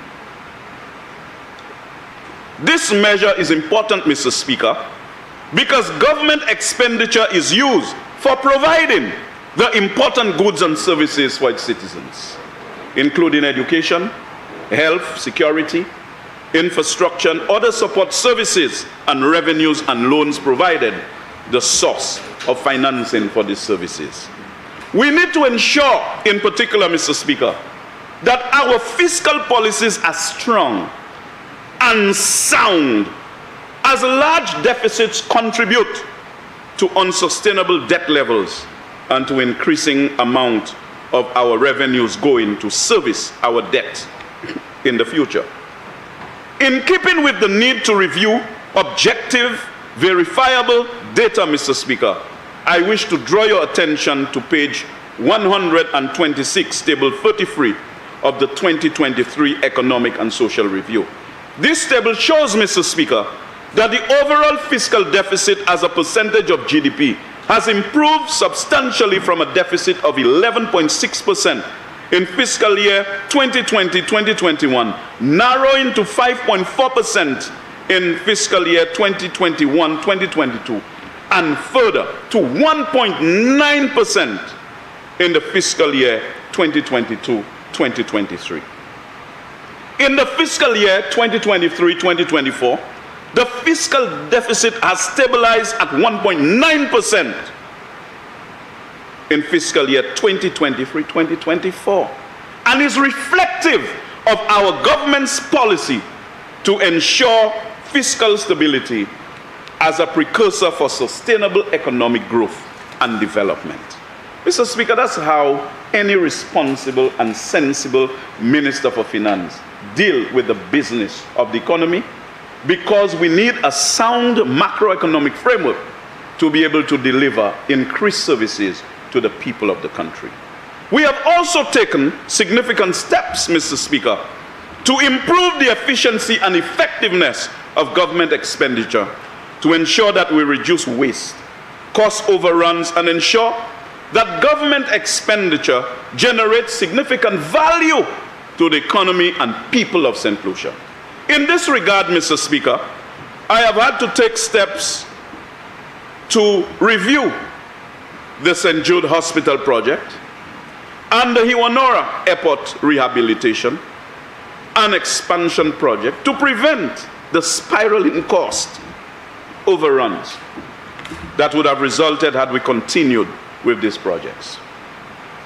Mr. Speaker, we will not do like the former administration and waste millions of dollars by building a redundant road to facilitate a horse racing track, wasting monies on vaccines that we are yet to receive, buying incinerators which we cannot use, relocating the Beausejour farm, giving an investor millions for putting artificial turf on our playing fields, the so-called 4-lane highway at Rodney Bay, which had no designs, and the list goes on and on, Mr. Speaker. Mr. Speaker, we have made significant progress in improving our fiscal performance. The fourth measure is tax policy and subsidies. In this regard, Mr. Speaker, we have heard the opposition, led by its leader, the member for Mico South, refer to St. Lucia as being overtaxed, given that the government has implemented the health and security levy. He has also conveniently requested that government reduce the price of petroleum products and reduce the import duties and other taxes on goods as a means of reducing inflation. In other words, Mr. Speaker, the leader of the opposition is advocating for a major reduction in revenue, resulting in a widening of the deficit and increase in our debt.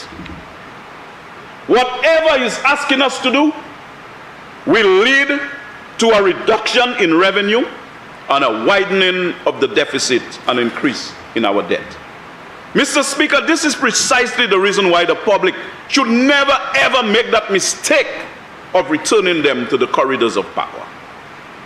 Mr. Speaker, our government has given careful consideration to its tax reform strategy and has provided substantial income tax relief by increasing the personal income tax allowance from $18,000 to $25,000 and reducing the number of income tax bands from 4 to 3 bands. This tax reform measure is significant, particularly to low-income earners, as it means that anyone earning up to $2,083 monthly will pay no income tax, resulting in an additional 15,000 paying no income tax. The personal income tax allowance combined with the restructuring of the income tax bands has resulted in 2/3 of St. Lucians paying less income tax. I repeat, Mr. Speaker, and I challenge the best political liar to refute that particular statement. The personal income tax allowance combined with the restructuring of the income tax bands has resulted in 2/3 of St. Lucians paying less income tax. This, Mr. Speaker, will result in an increase in the disposable incomes of those individuals. So we're not in the business of overtaxing people. We are in a strategic reform to generate revenues to finance our expenditure. The government has continued its tax amnesty, waiving interest on penalties on major taxes collected by the Inland Revenue Department. Moreover, in an effort to stimulate the construction and housing sectors, Mr. Speaker, the government has waived the value-added tax on plywood, lumber, steel, cement, and galvanized for a period of 2 years with effect from July 2023. Our government has also provided major tax concessions in the renewable energy sector, with selected PV components placed in the zero-rated VAT category, and that the cost and installation of a PV system will be allowed as a tax deductible over a maximum 2-year period. This is a progressive government, Mr. Speaker. The government has also provided a rebate of $1 per gallon fuel purchase by registered fishers. The government also continues to subsidize the cost of LPG and rice, flour, and sugar to the tune of millions of dollars. Notwithstanding these major tax relief measures, Mr. Speaker, the government has recognized that there is a deficit in financing health and national security, two critical pillars of sustainable development. As a result, Mr. Speaker, the government implemented a health and security levy of 2.5% to provide additional financing for these two critical areas. In doing so, Mr. Speaker, our government has taken steps to minimize the impact on the cost of living by exempting critical items, including food and pharmaceutical items, from the levy, Mr. Speaker. This is a government with a conscience. This is a government that is easing the squeeze on the people of this country. It is clear, Mr. Speaker, that our policies on tax reform and subsidies provide a net benefit to the people of this country. Mr. Speaker, I repeat, our policies on tax reform and subsidies provide a net benefit to the people of St. Lucia.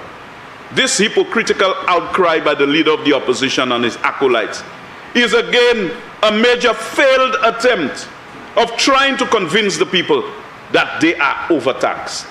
Mr. Speaker, a measure of whether an economy is overtaxed is the tax to GDP ratio, which measures how much tax revenue is collected in relation to the size of the economy. In St. Lucia's case, Mr. Speaker, the tax to GDP ratio is 18.4%. The reference for this, Mr. Speaker, is table 33 of the Economic and Social Review.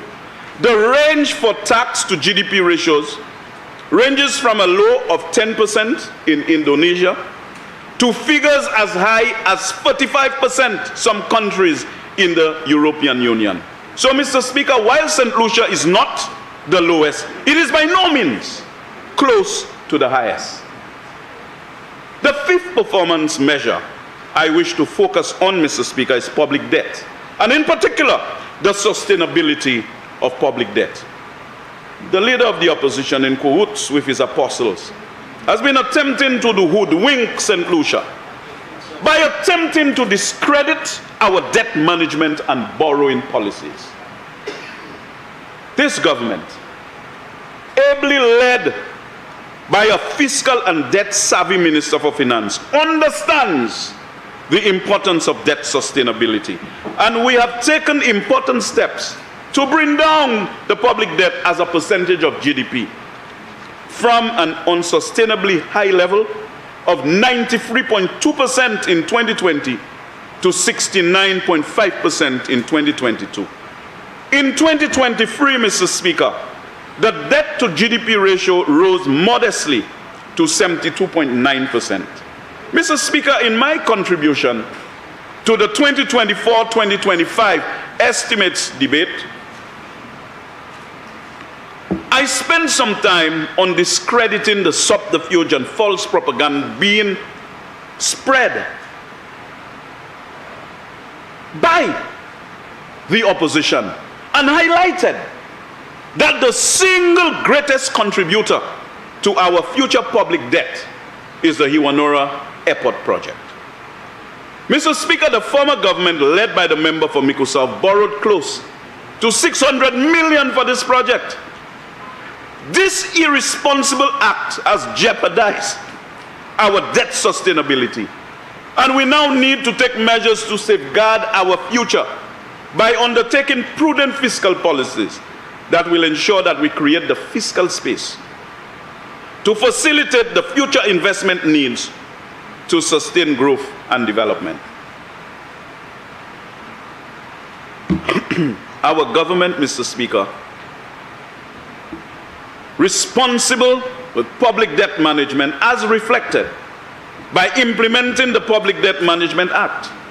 We are on the right path on debt sustainability and will undertake course correction based on the evolution of our key macroeconomic aggregates in the medium term. The sixth performance measure I wish to highlight is investment. Mr. Speaker, a good measure of investment is the level of construction activity taking place in the economy. In this regard, Mr. Speaker, I wish to point out that the construction sector was the sector contributing the most to our GDP growth in 2023, expanding significantly by 19.3%. Page 23 of the Economic and Social Review states, and I quote, "Activity in the construction sector received a boost from ongoing and new projects in both the public and private sectors. Private sector projects featured an acceleration of works on major tourism-related projects, such as the Marriott Hotel and others, Mr. Speaker. Construction activity is estimated to have picked up in the public sector as some central government projects advance, such as the Millennium Highway, West Coast upgrades, and some new projects by statutory bodies broke ground in 2023. I invite honorable members to review pages 30 and 31 of the Economic and Social Review to see some of the construction projects being implemented. Mr. Speaker, we therefore enter the year of infrastructure with an already significant momentum in construction activity. I repeat, Mr. Speaker, we are entering the year of infrastructure with a momentum in construction activity. Significantly, Mr. Speaker, it must be pointed out on the same page in the Economic and Social Review that the cost of some building materials fell during the course of the year, due partly to the incentives or waiver of VAT on selected construction materials I mentioned earlier, and this would have contributed to the boost in construction. It is therefore clear, Mr. Speaker, that our policies for stimulating the construction sector are working and having the desired impact in terms of increasing economic growth and employment. Having established that our government policies have been successful by a review of 6 performance measures, I will now address the budget policies contained in the budget for the fiscal period 2024 to 2025, and to show how they are aligned and complementary to our current policies and will contribute to the sustained economic growth and development, and more importantly, benefit our people directly. You see, all those measures putting the economy in good health is not just for the sake of good figures, Mr. Speaker. It means that if it is in good health, it's going to be in a position to take care of the citizens in a much better fashion. Our government has designated the current fiscal year as the year of infrastructure. As the Prime Minister and Minister for Finance has eloquently articulated, investing in traditional physical infrastructure such as roads, bridges, and water, while extremely important, is simply not enough. If we are to increase economic growth, enhance social development, and improve the environment, we need to invest more, Mr. Speaker, in digital infrastructure, social infrastructure, cultural infrastructure, sporting infrastructure, and infrastructure for law and order and good governance, Mr. Speaker.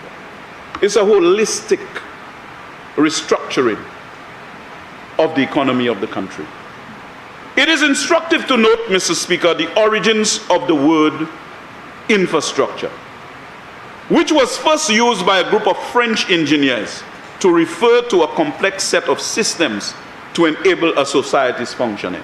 The first use of the word infrastructure by a group of French engineers to refer to a complex set of systems to enable a society's functioning.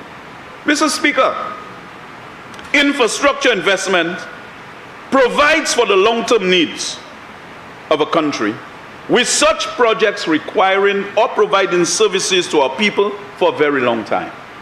Indeed, these projects usually cost significant sums of money, and we must therefore ensure that a proper feasibility of these projects is undertaken. so that we do not build white elephants. The Prime Minister has announced a series of projects that will complement the ongoing projects being implemented. These include investments in roads, in bridges, the new Hall of Justice, the police headquarters, digital infrastructure, sporting facilities, including tennis courts, an Olympic-sized swimming pool, Darren Sami National Cricket Ground, the rehabilitation of the Judge Odlum National Stadium, wellness centers, and community centers.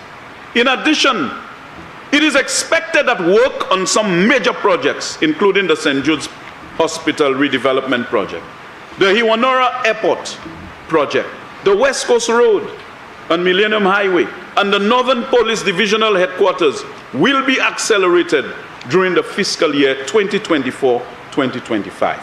All of these projects, Mr. Speaker, are expected to contribute to significant economic, social, law and order, cultural, sporting, and environmental development.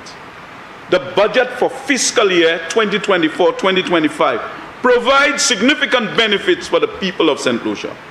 In the interest of time, Mr. Speaker, I can only highlight some of the major ones. One of the flagship policies announced in the budget, geared at improving the real wages of low-income earners, is the implementation of a minimum living wage, slated to be implemented in August 2024. This will provide significant benefits for thousands of St. Lucians who find it difficult to subsist on their current wages.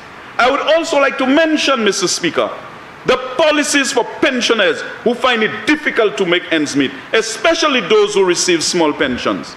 The policy by the government to increase the minimum government pension to $700 and NIC to increase the minimum pension to $500 effective August 1st, 2024 will go a long way to assist those who receive as little as $300 a month.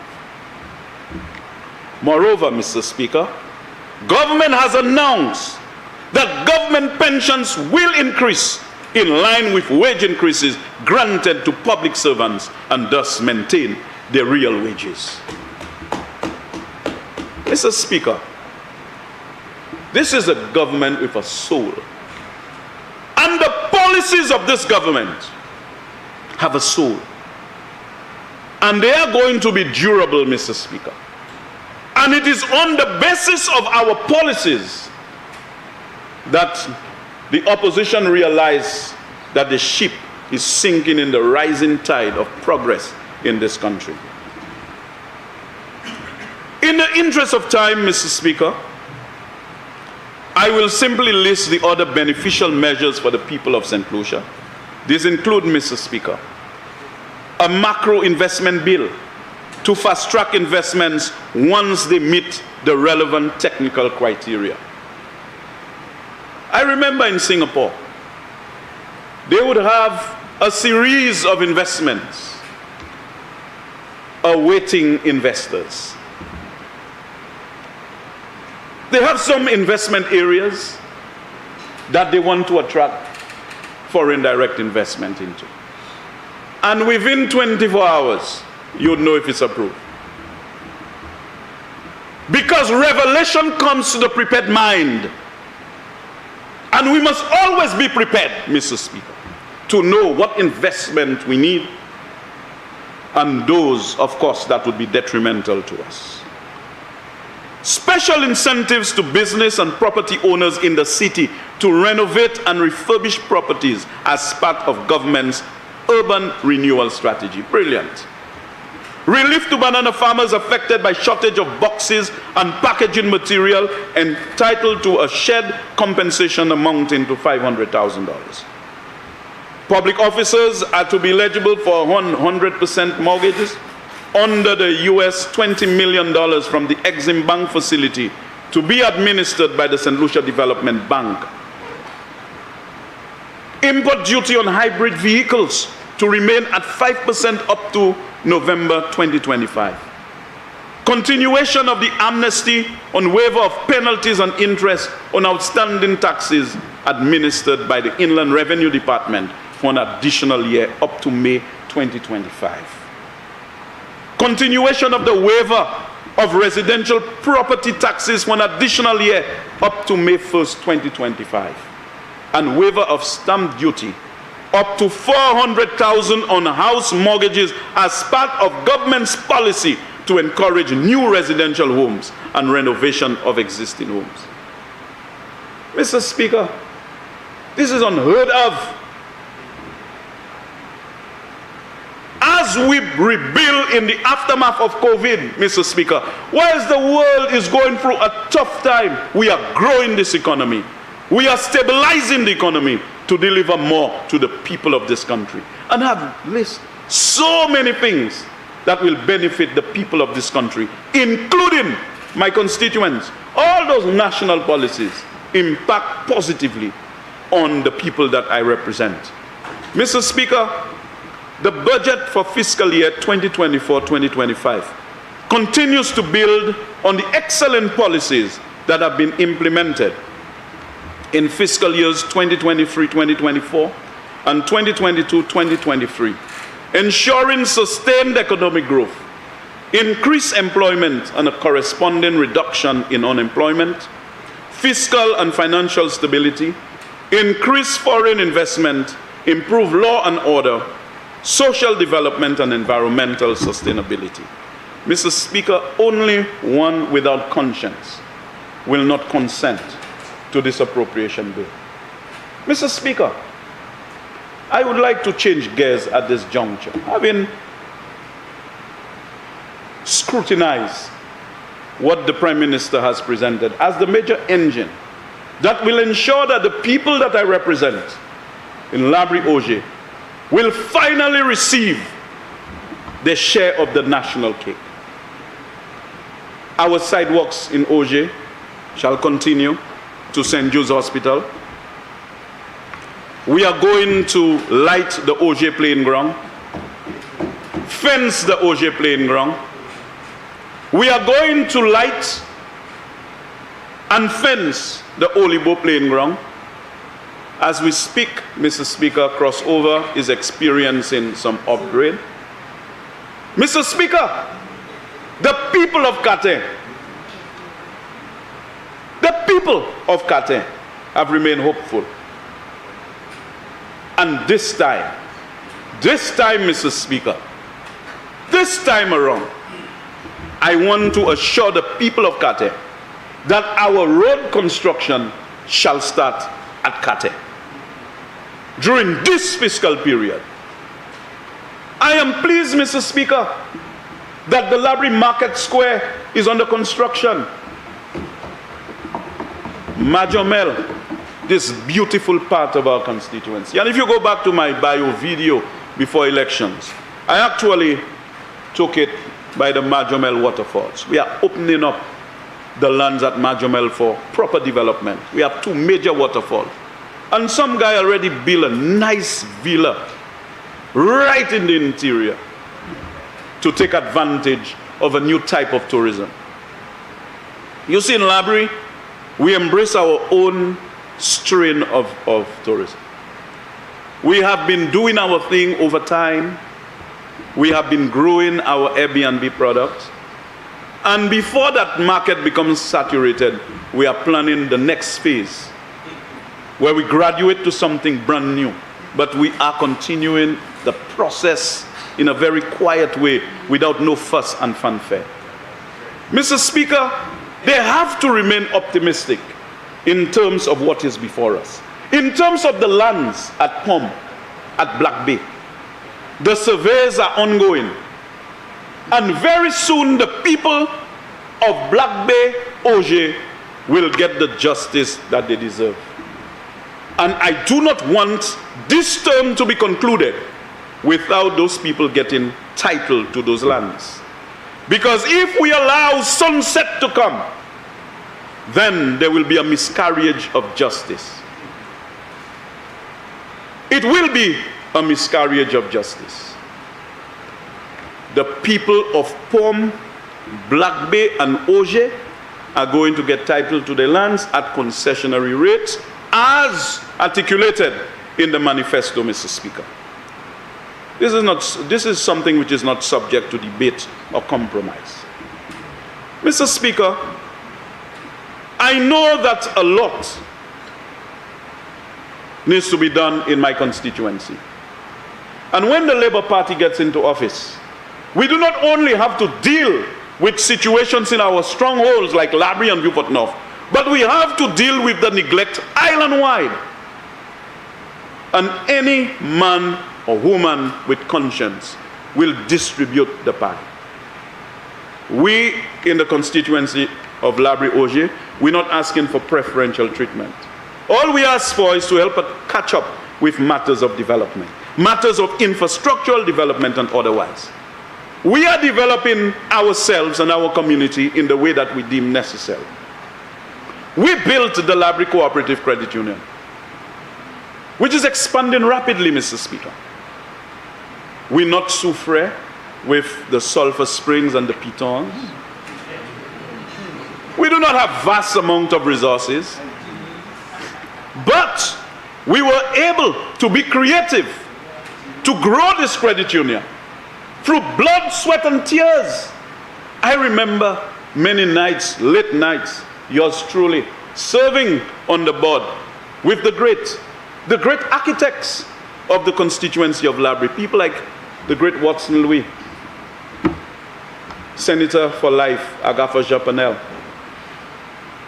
the great Hilary Dageville and Rudy John, who have migrated to the silent continents of eternity. For many late nights, we volunteered our time to grow our credit union. And you know, whilst we were doing that, there were persons who were trying to discourage others from becoming members of the cooperative union. But we persevered, Mr. Speaker. I recall when we were on the Labrie Youth and Sports Council, Ambassador Julian Dubois and I, along with other young people, we went by the market every Saturday with forms, with a loudspeaker we got from the Honorable Vallon John with a little horn, and we were encouraging people to join. And many young people joined during that time. We obtained sponsorship from the Labrie Cooperative Credit Union, and we were able to grow our credit union in a responsible fashion. So we are used to doing things for ourselves. But as taxpayers, we need some of our tax monies to go into the development of the constituency of Labrie-Auger. And Laborians know full well that under the United Workers' Party, they will get nothing. And I will emphasize, before I close, Mr. Speaker, that not only that we were neglected by the United Workers' Party when in office, we are celebrating 50 years this year as a separate constituency. 30 of those years have been under the United Workers' Party. And we got absolutely nothing during that time. As a matter of fact, anything that was slated for my constituency would be stopped, including the Labrie market the last time. Monies were in the budget, in 2 consecutive budgets. And they removed it completely. And for 5 years, remained frozen in the currents of vindictiveness. Remember, you have 10 minutes left. Thank you, Mr. Speaker. Mr. Speaker, as soon as this angel from Castries East came in, he put the Labrie market in the budget. And it started this year not because of political delays, but because of the bureaucratic processes that had to give birth to the commencement of the project. But we are happy, Mr. Speaker. There is a thunderclap of acceptance of this project, although it has started and many on the other side are saying, "Ipakai fini." But I can guarantee you, Mr. Speaker, that we Laborians will continue to organize ourselves into that integrated whole, and we shall continue to build our constituency. And government is just one of the actors in the drama of development. We will always be in the forefront of our own development because we are in control of our own destiny. And I want to, of course, express my heartfelt gratitude to the people of Labri Oje for making me the instrument of their wishes. And this is why I will always do my best, under very trying circumstances, face the good, the bad, and the ugly, to ensure that I pay the price for being on this earth and for being in politics, which is not a bed of roses. You see, some people believe it's a vacation they come on in politics. Politics has no rest and no thank you. Although, Mr. Speaker, many times I am in my constituency office, half of the people who come to see me, they come to say thank you. They come to say thank you. And some of them is not even the direct recipients, but sometimes members of the family. And as we are doing the sidewalks in Oje, I am getting text messages from young people, all the people in the constituency, from all walks of life. It is a project that they welcome and embrace. And only under a St. Lucia Labour Party, we are going to get our fair share of the national pie. Mr. Speaker, I had to give careful and sensible treatment to my ministry, but time would not permit me to do so, because I need about 3 hours to speak about the achievements of my ministry. And I know that if I try to confine the achievements to that 1 hour, I will not do justice to most of the missions and the work of my ministry. I rather suspect, Mr. Speaker, that I will package those achievements and, of course, come to the House and speak to it in a minister's statement. So, Mr. Speaker, as I prepare to close, I want to commend the Prime Minister and Minister for Finance, the member for Cassis East, for a well-crafted policy statement, one that is pregnant with possibilities. And I join my friend from Babuno in saying that it will give birth to great things for the people of this country. I just invite all St. Lucians to remain on board and to fasten your seatbelts as we continue to navigate successfully in the turbulent global environment. We must trust an experienced captain. The member for Cassis East, he has actually navigated in bad weather before, and he is taking this country to a place unknown to the imagination of the critics, unknown to the imagination of many in this country. He will continue, in the words of Dr. Miles Monroe, he will continue to challenge the tide of convention, stretch the boundaries of tradition, and violate the expectations of the norm. Mr. Speaker, I thank you for allowing me to make this brief intervention. And at this juncture, I yield the floor.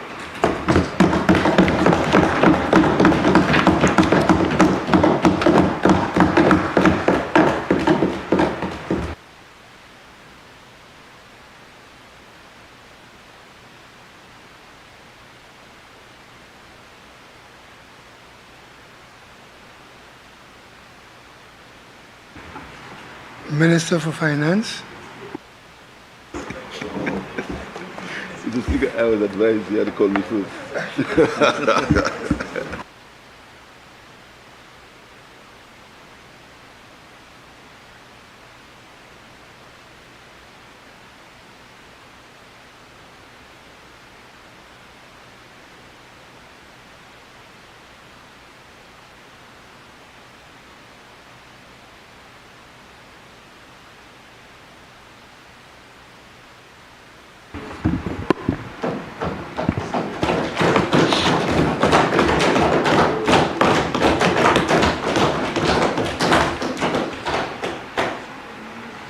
Thank you very much, Mr. Speaker. Mr. Speaker, let me first thank you and the cabinet staff, Mr. Speaker, for conducting this this budget session and the cabinet staff for adding some pleasantries to our diets, to the parliament staff. I must say that we were very pleased, Mr. Speaker, to the additions to our they took care of our health, tried to keep us healthy, Mr. Speaker. Thank you very much, parliamentary staff. Mr. Speaker, I really want to start by thanking my colleagues. You see, Mr. Speaker, in this business of politics, I always see the people, they see us or they see you dressed in suits on television, and it appears as if it's a life of glamour, a life of a dream life, Mr. Speaker. But, Mr. Speaker, the politics has become, and I'm sure the member for Cashews North will agree with me, the politics has become very different to how it was when I started, Mr. Speaker. It has become a politics of bitterness, a politics of misinformation, a politics of slander, a politics of lies, a politics of envy, a politics of hatred, Mr. Speaker. And you have to have the fortitude, and you have to have the guts and the conviction to be able to stay the course and to remain focused, Mr. Speaker. Mr. Speaker, over the last two and a half to 3 years, since we've become the government of St. Lucia, since we had administered St. Lucia, Mr. Speaker, there has never been a period where there's been so much hatred and so much lies and anger, Mr. Speaker, in the politics of St. Lucia. And the misinformation is so deep that it is useless. Simple things that can be proven,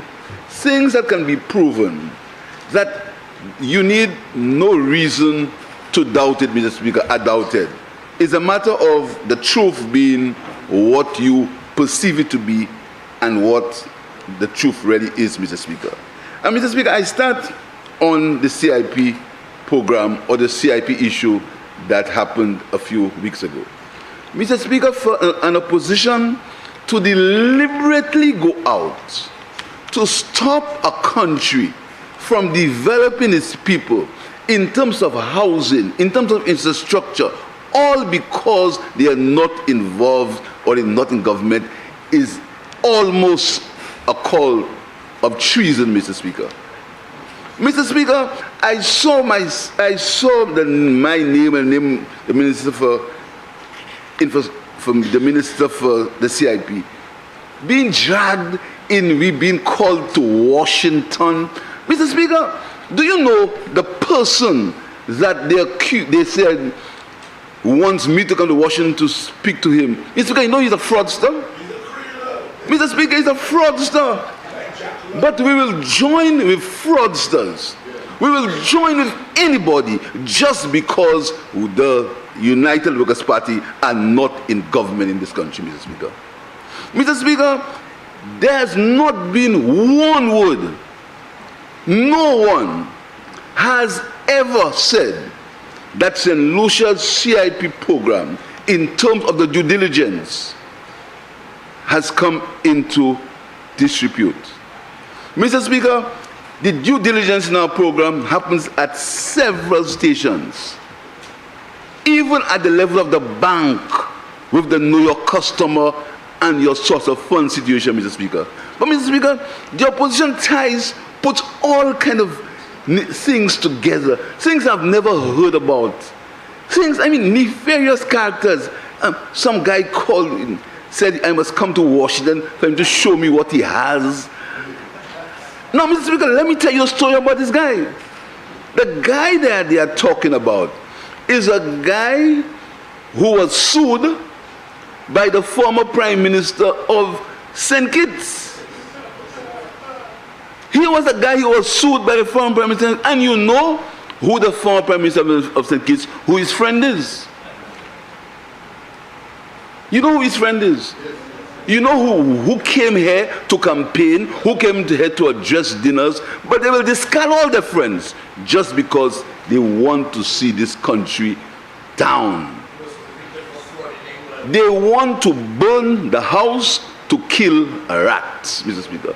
But Mr. Speaker, St. Lucia doesn't belong to me. It doesn't belong to anybody in this honorable house. It doesn't belong to the opposition. It belongs to the people of St. Lucia. And when St. Lucia does well, everybody does well collectively. Regardless of who is in government, Mr. Speaker, the country will progress. Everybody. When there's an increase in employment, the employer doesn't say, if you are UWP not employing you, or if you are Labour not employing you. He employs everybody because he wants workers, Mr. Speaker. When there is a decrease in crime, the criminal doesn't say that he will not do what he has to do because you are Labour, you are UWP. The criminal is a criminal. So, Mr. Speaker, why are we so selfish? Why are we so consumed with envy and hatred that we want to destroy our country, Mr. Speaker? Mr. Speaker, we are not saying that there should be no criticism. We are in a democratic country. Criticism is part of the culture of our democracy. We need opposition. We need people to say, give an alternative view. We need that. That is why the system is configured, Mr. Speaker. It's configured to have a government and an opposition.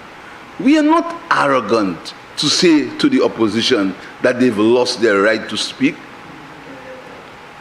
We're not arrogant, Mr. Speaker, to say, I don't listen to them, I let the dogs bark. We don't say that, Mr. Speaker.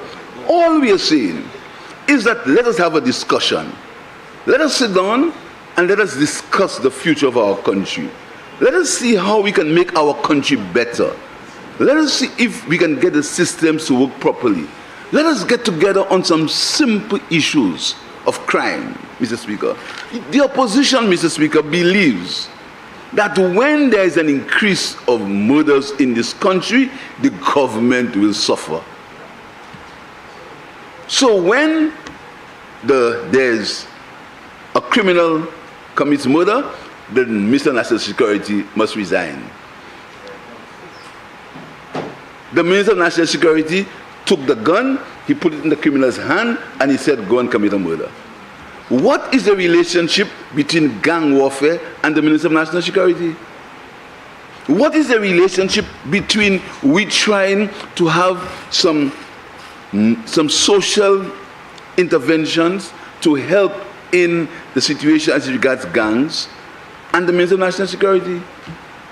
Mr. Speaker, this government has done more, both in terms of enforcement, in terms of giving the police the resources that they need, and in terms of social actions to help reduce the scourge of crime. We appointed a Minister of Crime Prevention, Mr. Speaker. Why did they appoint the Minister of Crime Prevention? We appointed the Minister of Crime Prevention so he could work with all the bodies involved in helping to assist in the crime struggle. So he can coordinate it, Mr. Speaker, because of his experience, because of his youthfulness, because he can speak the language of the young people, and we hoped that he could put it together so we could see if we could help in this scourge that's affecting the entire Caribbean, Mr. Speaker. No, you criticize him. You criticize him, Mr. Speaker. But Mr. Speaker, let me tell you what keeps me going. What keeps me going is, first of all, the support of the people of Castries East. And the people of Castries East, Mr. Speaker, have shown that they have confidence in me and they have confidence in what I try to do for them. Let me tell you what else keeps me going, Mr. Speaker. What else keeps me going, and I know that creates a lot of confusion when I say it, is the way my parents brought me up. They brought me up with a sense of caring, with a sense of neighborliness, with a sense of wanting to help my fellow man, with a sense of compassion, Mr. Speaker, and with a sense of love, Mr. Speaker. So sometimes I feel sorry for my detractors. Mr. Speaker, I can look to you in your face and tell you, sometimes I feel sorry for my detractors. When I see what they write, when I see the hatred that comes from their veins and the envy and the venom and the lies, Mr. Speaker, I feel sorry. I say, Father, forgive them, for they know not what they do. What keeps me going, Mr. Speaker, is the men and women in this room and the men and women. Because, Mr. Speaker, at Cabinet, I see the passion, I see the fervor, I see the desire to do well. I see men and women wanting their constituency, almost coming to this room on Mondays and say, I want to do that for my constituency. I see the gentle banter, Mr. Speaker. I see the fight for Austin Road. I see, Mr. Speaker, I see the member for Soufrière, the passion for Soufrière, Mr. Speaker. That keeps me going. And you know what else keeps me going, Mr. Speaker? The men and women of the St. Lucia Labour Party. Because, Mr. Speaker, this party is a party of George Charles. And George Charles's role in the history of St. Lucia has not yet been fully disclosed to the young people of this country, Mr. Speaker. And when this Labour Party passes a minimum wage bill, when this party suggests a minimum and livable wage for the people of St. Lucia, Mr. Speaker, it's out of our historical conviction, out of the history that says the working class must be better off, that one generation must be better than another. That's what keeps the Labour Party going. Not frills and balls and gowns and bluff and fluff. And not all these gestures, Mr. Speaker, like lying down in the back of a pickup and these baseless, these baseless, just to show I'm like you. You don't have to show if you like the people. The people know when you are like them. So, Mr. Speaker, this philosophical underpinning of this party that says that workers must get a livable wage, Mr. Speaker, is deep down in the roots of the party that I happen to lead now, Mr. Speaker. And when I move on, Mr. Speaker, the person who will take the leadership of this party, when I'm gone, if I'm not alive, I will pull his legs or her legs. If that philosophy, if that love for workers, if they try to compromise George Charles's party, if I'm dead, I hate you. Because, Mr. Speaker, this party, the party that brought forward the Kenny Anthonys, the party that made the George Odlums for most of his life, the party that, until he lost his way, the Peter Josies, the party that created the Alan Louises and the Kenneth Fosters, Mr. Speaker. That's the party. And that is the party that understands, Mr. Speaker, that the young people of this country, and as I said in my budget address, we don't have to boast about what we did for young people. The history is clear. We are the party of universal secondary education. We are the party of universal primary school education. And now we are the party of the first generation scholarships for the people of this country. That's what our party is about. That's what our party is about, Mr. Speaker. So we don't have to. These are facts. Things that can't be denied, Mr. Speaker. We are the party that believes in human dignity. We are the party that believes that one generation must be better off than another, Mr. Speaker. And when I hear people talk about subsidies, Mr. Speaker, let me give you an example, Mr. Speaker. I heard the member for shows that talk about we reduce subsidies. Mr. Speaker, in 2021, subsidies on LPG gas was $8.4 million. In 2022, it was $13.6 million.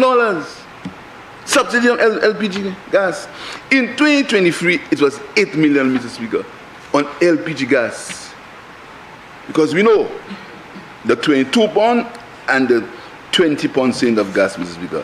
Because we know that if we allow the market forces to take over, Mr. Speaker, many people will not be able to buy gas, or their preferences will have to be different, Mr. Speaker. Further, Mr. Speaker, talk about a party for conscience, Mr. Speaker. The subsidy on sugar and flour, Mr. Speaker, for 2021-22, listen carefully, was $524,000. In 2022-23, it was $15 million, Mr. Speaker. $15 million. The subsidy on flour, sugar, and rice, Mr. Speaker. $15 million. In 2023-24, it was $11 million, Mr. Speaker. And we project it to be $12 million in this fiscal year. That's what the Labour Party is about. So, Mr. Speaker, when you hear these baseless claims of reductions in subsidies, Mr. Speaker, you know, and these facts are easy to find, but we continue to lie, continue to peddle the misinformation, Mr. Speaker. Yesterday I heard that growth in the economy is because of tax revenue. Mr. Speaker, Mr. Speaker, let us be logical. If people have no money, how do they pay tax? If there is no money, how you pay tax? If the merchants did not get their goods sold, why would they import it? Mr. Speaker, I mean, these are simple things. So, when you talk about, for you not to admit that this country is experiencing an unprecedented improvement in the economic atmosphere in the country, and you say it is due to taxation, Mr. Speaker? Mr. Speaker, I mean, it's a straight case. But you're not saying that the money supply is highest than it ever been? $2.4 billion, M1, $2.4 billion, that's because of taxation? You're not saying that the reserves at the ECCB is $1 billion because of taxation, Mr. Speaker? You're not saying that the latest survey by the business people in this country has shown that business confidence has never been at its highest because of taxation? You're not saying that the unemployment rate in this country is the lowest it has been for a decade because of taxation, Mr. Speaker? What taxation? The member for Answer has made a point. St. Lucia's tax to GDP ratio is about 23%. For the OECD, it's 34% for some countries in the OECD. But you still, in the face of all these facts, you're still talking about taxation, Mr. Speaker. Mr. Speaker, but it goes further. It goes further to the blatant lies and misinformation. The member for Choiseul said that he saw no tender for St. Jude's. Imagine, Mr. Speaker, the UWP talking about tender for projects. A government that was building an airport on a bill as you go, do that, I'll pay you.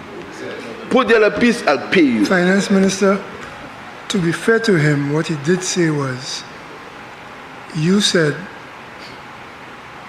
it was out for tender. And then you subsequently said you were speaking of the contractor. So he wanted clarification. Okay. I think the Deputy Prime Minister tried to explain to him different phases. Yeah. But I don't think he said it was not put out to tender. Okay, Mr. Speaker, but out of the abundance of caution, I will show you where it was put out to tender, Mr. Speaker. But before I show you that, I want to show you, Mr. Speaker, the work that has been going on at St. Jude. And you will not see any structure that where water is leaking. Mr. Speaker, let's have a look at what's happening at St. Jude, Mr. Speaker. The exterior, that's the interior, Mr. Speaker.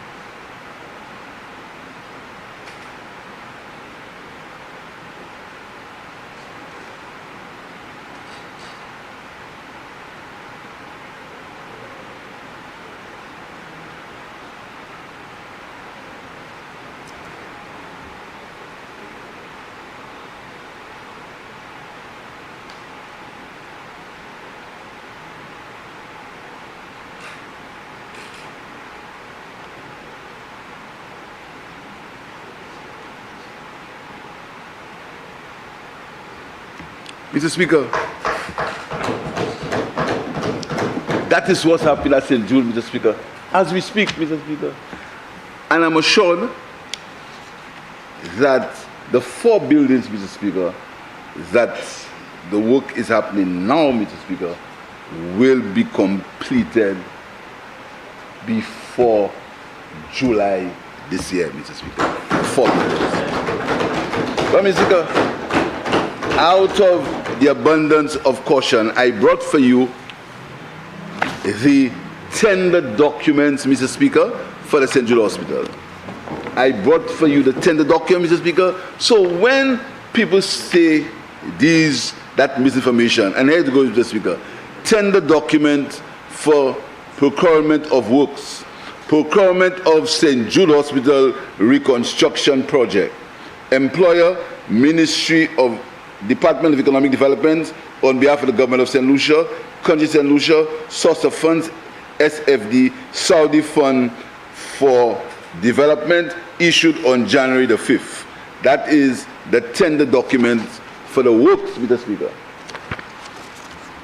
The other one, Mr. Speaker, is the tender document for the consultants. Project St. Jude Reconstruction, Mr. Speaker, issued on 5th January 2024. So, Mr. Speaker, these are the two tender documents, public tender for St. Jude Hospital, the two documents, Mr. Speaker. So, when I want to make it clear, Mr. Speaker, that the idea that the work at St. Jude on the remainder of the buildings are not being tendered for, Mr. Speaker, is absolutely false. The work on the current buildings, Mr. Speaker, did not go out in public tender because of where the work was at the moment, where the work was at the time, Mr. Speaker. So it was easier, it was more convenient, Mr. Speaker, to have an internal assessment, an internal evaluation, and then a contract was awarded for the work on the 4 buildings. But the remainder of the work, Mr. Speaker, it went out for public tender, Mr. Speaker. And Mr. Speaker, you heard the story about Sir George Odlum, the George Odlum Stadium. Why would the opposition not want George Odlum Stadium to be repaired? I mean, what kind of opposition would not want George Odlum Stadium to be repaired? So they make a big fuss. Oh, $2.5 million, $2 million for consultancies, and $500,000. I mean, Mr. Speaker, that level of baseless, don't want to say the word I want to say. Mr. Speaker, the $2 million is for the consultancy work on the stadium, Mr. Speaker, and it's for supervision of the construction work.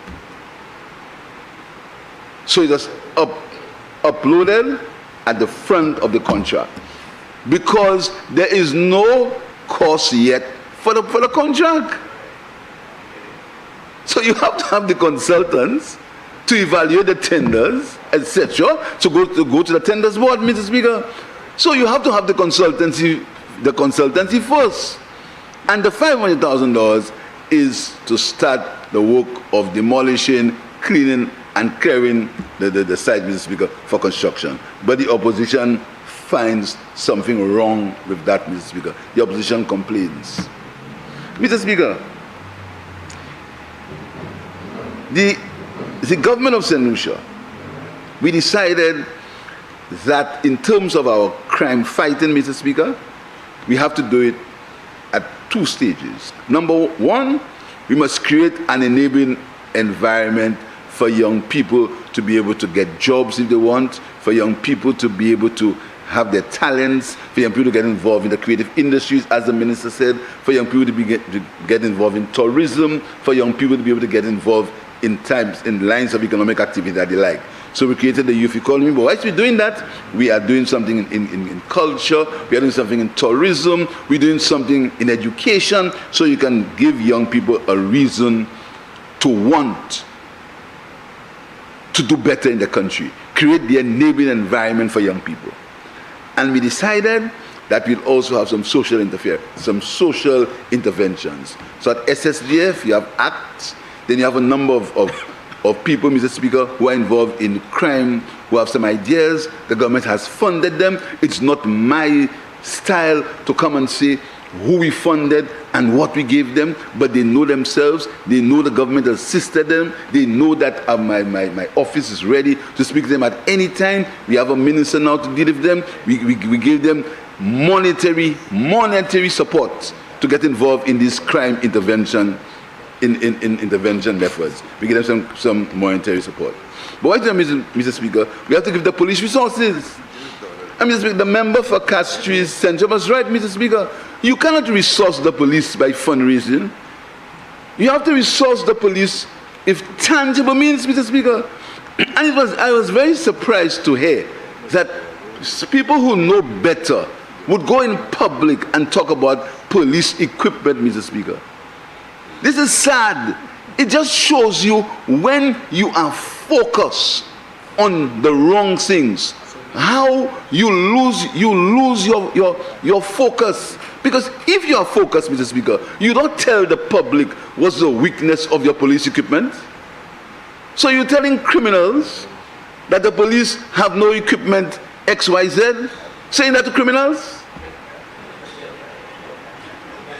If you love the police, if you love law enforcement, you will come pitch quietly and you say to the powers that be, to the commissioner, Commissioner, do you know that we need XYZ? But with the intention to harm and the intention to make the government look bad, you go in public and you proclaim about the police equipment, Mr. Speaker, and you're not putting the police at risk. When you're telling the criminals what the police don't have. But Mr. Speaker, we've spent money on police equipment, we've spent money on ammunition. Mr. Speaker, we are still suffering from the lay law, which is not created by us. We're still suffering for that. They didn't create it. We're suffering for it, Mr. Speaker. But Mr. Speaker, so we said that we'd give the police better working conditions, Mr. Speaker. But Mr. Speaker, that again is our history. In 1997, we were the ones to build the Marigo police station. We were the ones to build the Marsha police station. We are the ones to build the Miku police station. We are the ones to build the Denry police station. We are the ones to build the Richmond police station. That is our history. So what are we doing now? We are building a brand new, before going, Mr. Speaker, in Grosile. When the police were in Grosile, Mr. Speaker, we had a tour of that police station. And Mr. Speaker, I had to apologize to the police for having them work in these kind of conditions, Mr. Speaker. And for 5 years, the government played footsie. Move it here, take it there. Move the station here, take it there. Rent somebody building, take it away. And for 5 years, and they blame COVID. There was 2 years before COVID, and 2 years after COVID. Here is what we're doing for the police, Mr. Speaker. The police Northern Headquarters. Here is where we are, Mr. Speaker.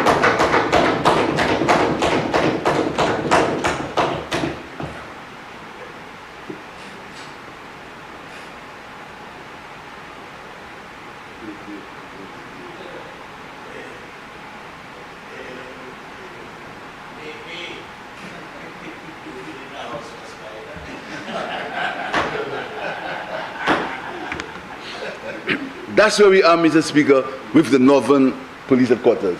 That's where we are, Mr. Speaker. And you know, Mr. Speaker, in there, you have a gym, you have a tennis court, because you want our policemen to be fit. And that is just the first stage. The second stage is a dormitory with state-of-the-art dormitory for the police in this country, because we appreciate what they do, Mr. Speaker, and we want to get in the better conditions to work under, Mr. Speaker. But that's how we are. That's how we are. That's our history. That's our history. We don't get involved in interference, must be corporal, transfer this, transfer. We don't get involved in that, Mr. Speaker. We don't. That's not how we are. That's not us. That's not the Labour Party. That's a party that believes in meritocracy. That's a party that believes in one generation doing better than the other. That's how we are. Mr. Speaker, you heard about the year of infrastructure and housing, Mr. Speaker. But again, Mr. Speaker, they will not understand what this party stands for when it comes to housing. This is why they wanted us to break contracts so we could not get houses for the people of this country. But Mr. Speaker, we believe that every human being, as far as possible, should have comfortable surroundings in which they must live, Mr. Speaker. But again, that is how we are. Because we started doing work where people live. We were the party that started the SSDF. Before it was SSDF, it was Poverty Reduction Fund. We were the party that started the STEP program. That's how we are. We are the party that started the NICE program. Mr. Speaker, we are the party that started the home care for elderly people they're lonely and they need some help. And this year, we're going to be expanding the home care program, Mr. Speaker.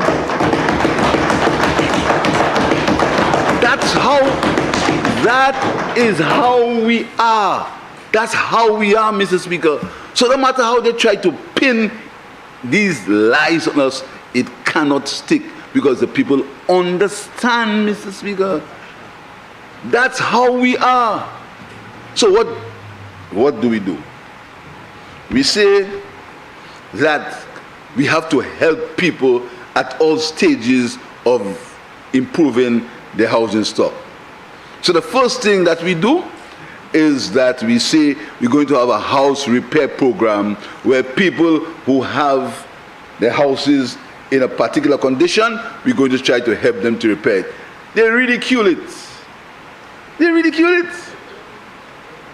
They ridicule it, Mr. Speaker, because they don't understand what it means to a man when rain is falling and his house is getting wet and he has to put a bucket in his house to collect water. When you give them 12 sheets of galvanized, they don't understand how you've changed that guy's life.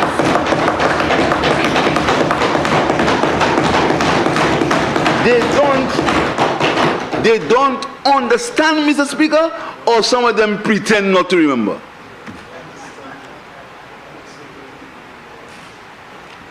They either don't understand, some of them don't understand genuinely. I must agree. Some of them don't understand. That's not in their life at all. But some others understand, but they choose not to remember because they don't want Philip J. Pierre to be Prime Minister. So they choose not to remember. They choose not to remember what it means to grow up in a house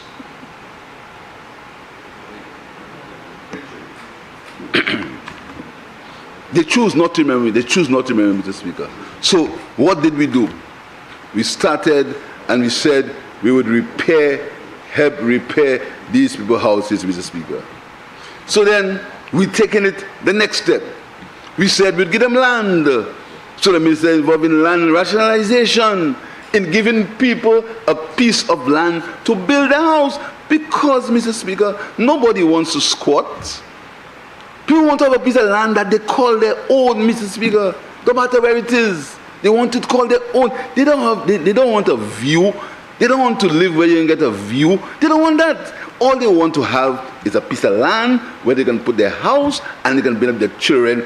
That's all. So what are we doing? We're getting involved in land rationalization. We're getting involved in making proud a statutory board so we can do more of that, Mr. Speaker. The people of Bagatelle are waiting for that, Mr. Speaker. That's how we are. But why is we doing that, Mr. Speaker?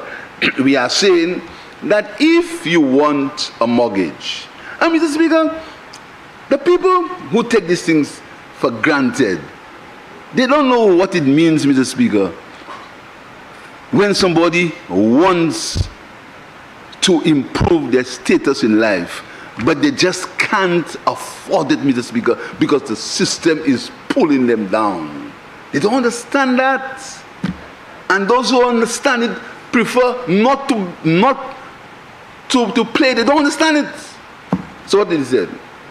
We said that if you go to the bank for a mortgage of $400,000 or less, we are going to remove all the stamp duty for you, Mr. Speaker. So you will save a few dollars. So you'll save a few dollars, Mr. Speaker. They'll save. Now, if you're interested in big land deals, if you're accustomed of renting big buildings for hundreds of thousands of dollars every month, that won't mean nothing to you. That don't mean nothing to you. Because you're in the big league. You're in the big league. So your rental every year is hundreds and thousands of dollars you collect and pay me, Mr. Speaker. You won't know that what it means to waive the stamp duty on $400,000. You will know what it means. You will not know because you don't feel it. So, Mr. Speaker, we've waived that, Mr. Speaker. And we also say that if you are civil servants, I'd like to say that Mr. Speaker, I'm not an I man. This I thing, we, but I happen to be leading the we.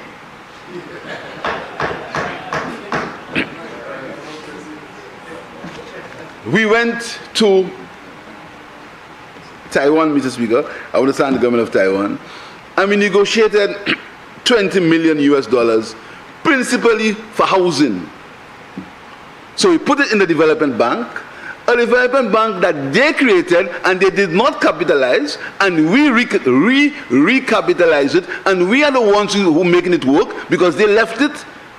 They created it and they left it. We are the ones who put in capital in that bank. We are the ones who are revitalizing that bank, Mr. Speaker, and I call on that bank not to let the people of St. Lucia down. Don't let us down, because we are showing confidence in you. Don't let us down, Mr. Speaker. So we put a $20 million US in that bank and say to our civil servants, go in there and you'll get 100% mortgage, Mr. Speaker. So if your house costs $250,000, $300,000, the bank is going to lend you all once you meet certain criteria, Mr. Speaker.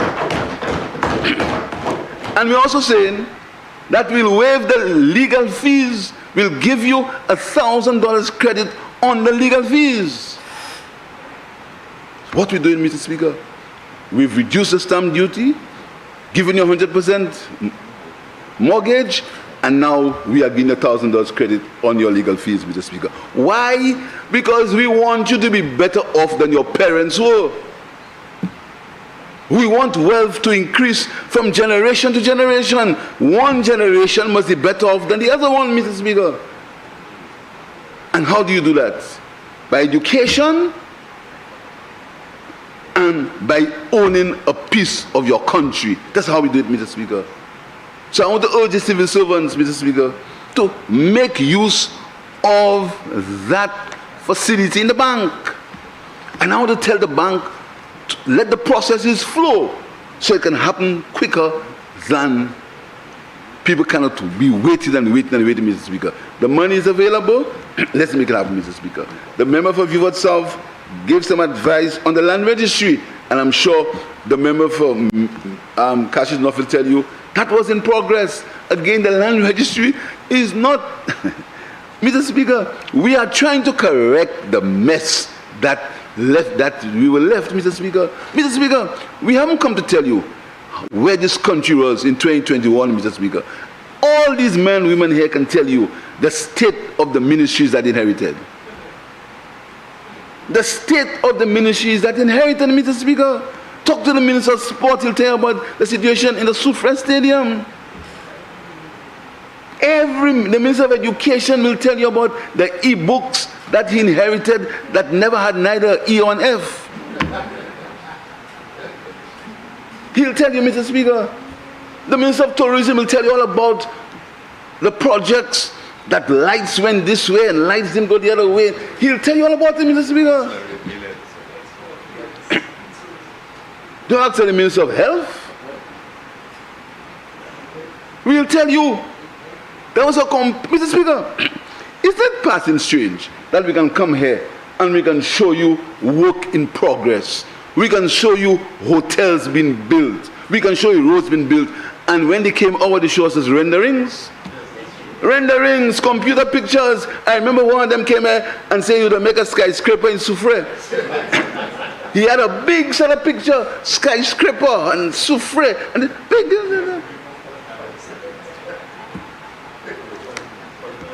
And Mr. Speaker, he committed a sin that I want to tell all young politicians not to do, Mr. Speaker.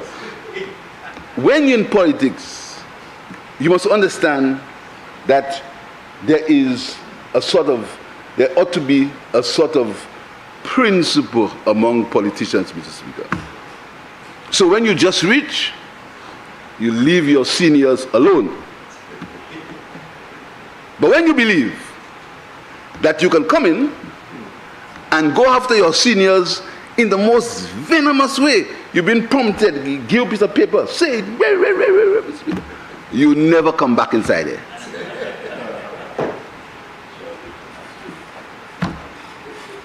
And have you seen the behavior of the member for Grosile? He's very placid, he understands, Mr. Speaker. He does not get, although there are no senior there anyhow, but it's a matter. So, Mr. Speaker, that's what they showed us. Renderings, computer printouts. What do we show? We show work on the hotel. What do we show, Mr. Speaker? We show improvement from one point to another. That's what we show. We don't show renderings, we show reality, because that is how we are. We are a party of reality. We are a party of truth. We are a party of conscience. We are a party of compassion. We are a party of love. That's what we're about, Mr. Speaker. And sometimes our people complain. Why you have this and that? Why you haven't moved that person? Why is that person still there? And what is that person doing there still, Mr. Speaker? You know what? We believe that we should give everyone a fair chance to contribute to the development of this country. That's what we believe. That's how we are. Remember for Chozel talking about the John Compton Dam. Mr. Speaker, you think the member can come and talk about the John Compton Dam? And he spoke about Hiwalo International Airport and the John Compton Dam, Mr. Speaker. But Mr. Speaker, the debate is coming, comrade. Mr. Speaker, you know, they grant charges. You'll have this, you'll have that. Wait, Mr. Speaker. But you know, Mr. Speaker, they threaten us. Always say you'll have this, you always say we have that. So if you have nothing, what you're afraid of what we have? We have nothing. So let's move on, Mr. Speaker. When we talk about the John Compton Dam. But as the member for Castries South says, we are going to be talking about the John Compton Dam very soon, Mr. Speaker. Very soon. Mr. Speaker, certain things in politics... Finance, you have 10 minutes left. Certain things in politics, Mr. Speaker, move your conscience, Mr. Speaker. I never knew that there were people in this country who were living on a pension of $300 a month. A month, yes. $300 a month.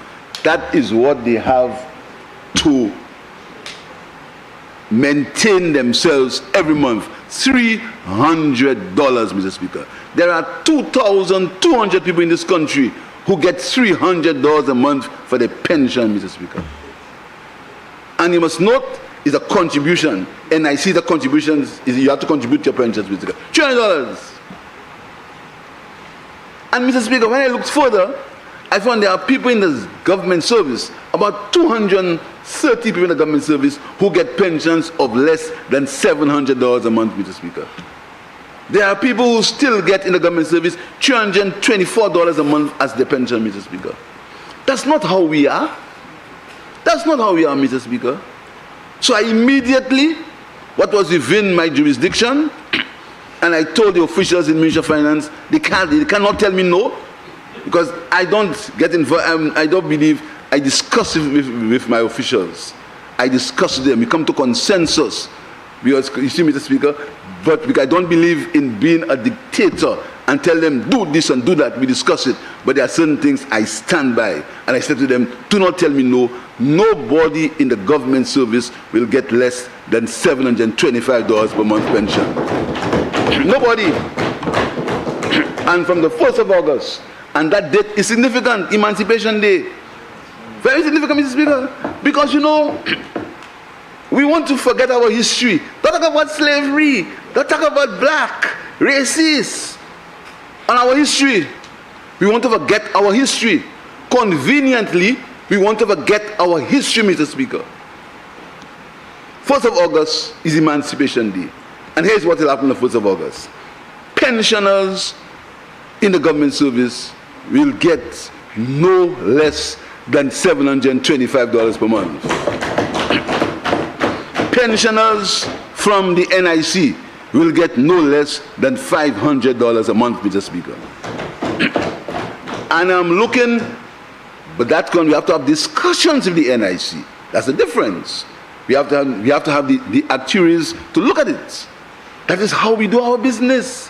We don't make nonsense before we talk to people. We talk to them, Mr. Speaker, and I'm looking to see if we can increase that $500 a month at some other point. But as the employment rate in St. Lucia is improving, Mr. Speaker, at the end of December this year, 2023, NIC had the most registered contributors in the history of the NIC, Mr. Speaker. And they'll tell you, because of taxation. Because of taxation. More people employed because of taxation. So, Mr. Speaker, we believe that this budget is the foundation of improvement in the quality of life for the majority of people in St. Lucia, Mr. Speaker. But we won't stop there. We will not stop there, Mr. Speaker. There are certain things that we have to improve. We have to improve on our productivity. We have to improve on our work ethic. But most of all, Mr. Speaker, we have to improve on our humanity, Mr. Speaker. We can't let politicians divide us, Mr. Speaker. We can't let selfishness and greed and anger and hatred. What they want to create in this country is a country where everybody is angry. They want to create an environment where nobody trusts each other. They want to create an environment where you look at everything in suspicion. Everything you say on a talk show, suspicion, Mr. Speaker. They don't want to create a country that has an objective. They don't want to create a country where everybody is moving forward together for the benefit of all. They don't do that. They don't want to they want to create a country for the few and not for the many. And that's what this little party will stand for, Mr. Speaker. And I'll say to them, Mr. Speaker, if you believe mépris, criticisms, attacks on my family, attacks on my daughter, attacks on whoever you want, attacks on my colleagues, trying to create division between me and my colleagues, Mr. Speaker, that will not work.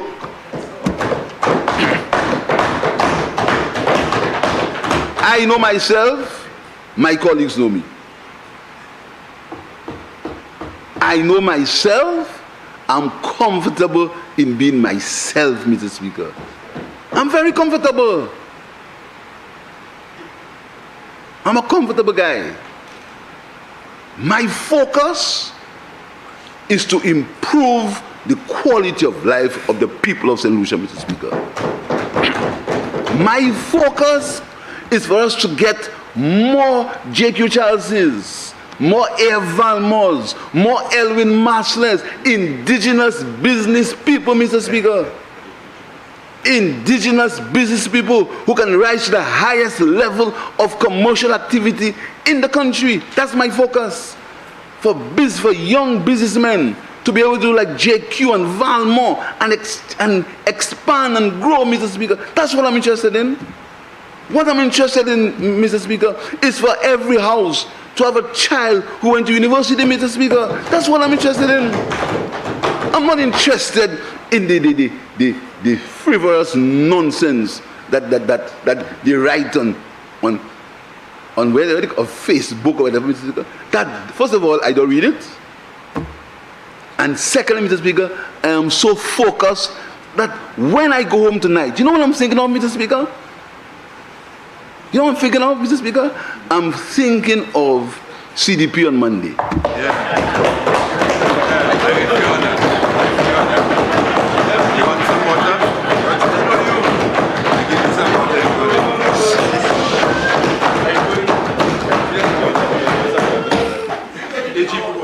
Mr. Speaker. That's what I'm thinking of. That's what, Mr. Speaker, I am thinking of how I can get these processes going further, Mr. Speaker, how I can get at the rate of implementation to increase, Mr. Speaker, how I can get these projects on the road. Next month, we have a series of sword turning ceremonies, Mr. Speaker. But as I've said to the minister, to my colleagues, I ain't turning no sword in the thing of building. You understand? I am firm on that. I am not turning any sword if it's not going to be built. I know in this business of bluff and fluff, Mr. Speaker, we turn the sword for the House of Justice downtown, Mr. Speaker. And I can assure you, Mr. Speaker, by next month, these buildings are going to begin to go down. By next month. Because I'm not in the business of bluff, Mr. Speaker. Mr. Speaker, I'm not in the business of renderings and showmanship and nonsense and all kind of things that you know will never happen. So many islands and Pearl of the Caribbean and foolishness. Slogans, and Mr. Speaker, I'm in the business of reality, Mr. Speaker. So, Mr. Speaker, I want to tell you, Mr. Speaker, that this economy is on a solid foundation, Mr. Speaker. But we have not arrived as yet, Mr. Speaker, because there are some serious downside risks. And I'm speaking about one of the most important ones is the weather patterns in this country. We've heard about the drought, and they're blaming me for the drought. I caused rain not to fall. I mean, the member for Castries North, I'd have to defend him, Mr. Speaker. He's the old soul here. He made a point, which anybody can understand. He says, listen to me, a gallon of water is cheaper. But he said a pint of beer is more expensive than a gallon. What's the meaning? No, this is a simple statement that was a big headlines and headlines and king. Huh? Exactly, Mr. But that's why I made a point. The other day that you should eat what you grow and grow what you eat. Big story, blah, blah, grow what you eat, big story. I made a point that Martinique is part of Europe. Big story. Blah, blah, blah. Mr. Speaker, that's where we are. That's the kind of opposition we have to deal with, Mr. Speaker. But, Mr. Speaker, we are going to remain focused on the development of this country. We want this country to be better off next year than it is this year, Mr. Speaker. But there are some downside risks. And I want to urge St. Lucians, Mr. Speaker, the little things that they can do to help, like, Mr. Speaker, putting garbage in the waterways, Mr. Speaker. Mr. Speaker, I know you want contract, but when you throw rubbish and old fridge and old stove in the river, Mr. Speaker, just to be paid to take it out, Mr. Speaker, you are damaging, you are creating issues. I want each of us, Mr. Speaker, the hurricane season is coming. It's not a matter of if, it's when. We have to take our own precautions, Mr. Speaker. We have to do the little things we can do. Don't depend on the government and everything. The little things, clear the drain by your home. Do these little things, Mr. Speaker, because climate change, or weather, some people don't want to say climate change, weather patterns, we can get up one morning and find all our plans are gone because of one hurricane, Mr. Speaker. And I want to congratulate the Minister for the Environment, because, Mr. Speaker, he's taken his role extremely seriously, Mr. Speaker.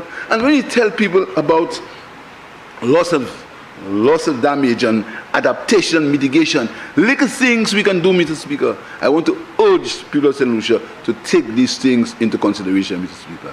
I also want to urge the young people not to allow gangs and gang warfare and 6 and 7 and 8, Mr. Speaker. Don't allow that. Do not allow that. I know the opposition attacked us because we try to improve the playing fields in this country. I mean, you write to the IMF, Mr. Speaker. I mean, Mr. Speaker, you write to the World Bank, the people who just gave us $30 million to help us in our budget, in our budgets. You write to them, you write to the World Bank to tell them that you want, just because You want to stop the progress of this country. You write to the World Bank and the IMF to lie about St. Lucia because you want to stop the progress in this country. And you go up there and you take picture with a security guard. So, Mr. Speaker, I want to thank you, Mr. Speaker. I want to thank the people of St. Lucia, Mr. Speaker. Because, Mr. Speaker, amidst all that, Mr. Speaker, what keeps me going is when you walk the streets and the ordinary man and woman tells you, brother, no lipo. What keeps me going, Mr. Speaker, is when they tell you, brother, chebe wed. Now pray dear ba Mr. Speaker. That's what keeps me going. What keeps me going, Mr. Speaker, is when an elderly person in a home says to you, Prime Minister, thank you for the home care. The lady who's come to see about me. Thank you for that, Mr. Speaker. And Mr. Speaker, when people, regular people, not people on Facebook, not people who have their own personal hatred and their own personal access to grind, not people consumed with jealousy and envy and hatred. When ordinary people come to you and say to you, Mr. Speaker, it was instructive. We gave the $600 we gave for pensioners, the one-off payment, Mr. Speaker. Mr. Speaker, you know the number of pensioners who said thank you for $600, Mr. Speaker? A lady told me, Mr. Speaker, for the 4% from NIC, she says, it's not much, Prime Minister, but it will help me pay my water bill. That's what keeps me going, Mr. Speaker. These people, Mr. Speaker, that's what keeps me going. And these are the people I am in politics for, Mr. Speaker. I'm in politics for them. I'm in politics for those who have the entrepreneurial talent to make more money and grow big businesses and become global entrepreneurs. But I'm also in the politics for these regular people, Mr. Speaker. I'm in the politics for these young men who said to me, Prime Minister, that computer that you gave me, I'm using it to do this and that, Mr. Speaker. I say thanks to the Ministry of Education. That's what I'm in politics for, Mr. Speaker. I'm in politics for the people, the young men who are waiting for the Minister of Culture to build the pan station in Marchand so they can revive diamond steel, Mr. Speaker. And by the way, Mr. Speaker, I want to tell you that the king of pan in Marchand, Shining, he passed away. Mr. Speaker, that is what I'm in politics for, Mr. Speaker. I'm in politics for that. I'm in politics, Mr. Speaker, when I see people, young people, can make the benefits of tourism. The benefits of tourism, Mr. Speaker, when these benefits can accrue to them and they can make a business for themselves and gain their independence. That's what I'm in politics for, Mr. Speaker. I'm not in politics to deal with naysayers and prophets of doom and envy and hatred and greed. I'm not in politics for, Mr. Speaker. So, Mr. Speaker, I really want to thank you. I really want to thank the people of St. Lucia, Mr. Speaker. I know that the people of St. Lucia understand what we are doing. The people of St. Lucia have trust in what we are doing, Mr. Speaker. And this is manifested, Mr. Speaker, by anything they try, it doesn't seem to work, Mr. Speaker. Demonstrations don't work, doesn't seem to work, Mr. Speaker. So what they do is faceless people, they go behind Facebook and they get nasty.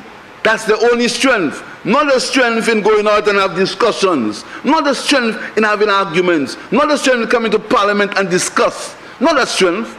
The strength is hiding behind Facebook, hiding behind a pseudonym, hiding behind postings on Facebook, and denigrate people. That's the strength. But our strength is among the people. That's where our strength is, among the people, the regular people, Mr. Speaker. And that's where our strength will continue, because we will perform for the people of the Lucia, Mr. Speaker. And Mr. Speaker, I want to tell you that we had planned a march for progress, Mr. Speaker. But this march for progress will happen on the 3rd anniversary of our election victory, Mr. Speaker. We are going to have this march for progress in the city of Castries. So, Mr. Speaker, I thank you, I thank everyone, and tell us, let's look forward for a year. Let's look forward for a year of positivity. Let's look forward for a year of action, Mr. Speaker. The banana farmers who suffered from the packaging, relief is coming. The minister has been instructed to do it immediately, Mr. Speaker. immediately. It's not a matter of when he'll do it. He has to do it immediately. Monday he needs to come to cabinet with something. Monday. So that means he had to cool out on the weekend. Because the farmers who suffered, Mr. Speaker. For look, when Renero has a problem in the factory, they blame us. They blame us for a machine breaking down at Renero. So the minister must resign. I must resign because the boxing machine mash up. That's where we are, you know. That's where we are. That's where we are, Mr. Speaker. But the farmers are going to get their relief, Mr. Speaker, not in full compensation, but they're going to get some sort of relief, Mr. Speaker. And, Mr. Speaker, the Minister for Sports, the young Minister for Sports, Mr. Speaker, the semi-professional football league, this is revolutionary. But you wouldn't hear about that. You wouldn't hear about it, Mr. Speaker. So, Mr. Speaker, I thank you for that, Mr. Speaker. I want to invite everybody to the capital of Castries for the opening of Jazz. Tickets are on sale. I want to also tell the whole public, all of St. Lucia, Jazz is back, Mr. Speaker. I notice the tents are going up for Jazz on the square. We've truly taken Jazz to the people. That's what we're all about. That is what we are all about, Mr. Speaker. So they know that you can't get a hotel room in this country. They know that you can't get a self-hired car in St. Lucia. They know that you can't get a bed and breakfast space in St. Lucia. They know all that, Mr. Speaker. So what are they doing? Creating confusion. Creating confusion. Creating confusion. No, Mr. Speaker. But, Mr. Speaker, I want all St. Lucians enjoy Jazz. Love your country. Love St. Lucia and love yourself. I thank you, Mr. Speaker.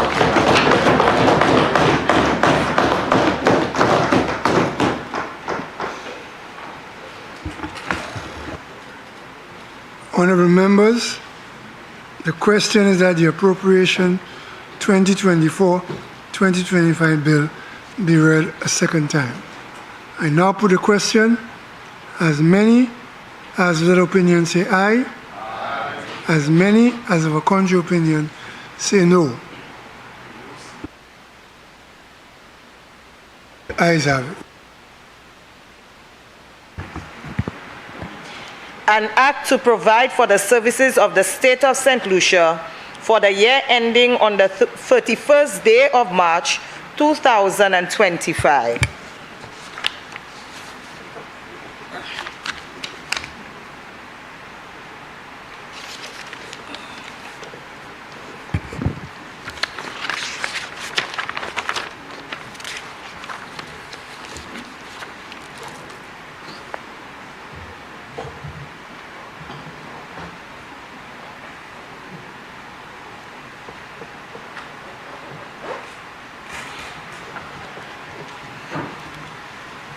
Clause 2. Appropriation of 1,894,110,800. Clause 2 stands part of the bill. Aye. Schedule. Estimates 2024-2025. Schedule stands part of the bill. Aye. Clause 1. Short title. Clause 1 stands part of the bill. Aye. Honourable members, the question is that the committee rises and the bill be reported. I now put the question. As many as with opinion say aye. Aye. As many as of a contrary opinion say no. I think the ayes have it. The ayes have it.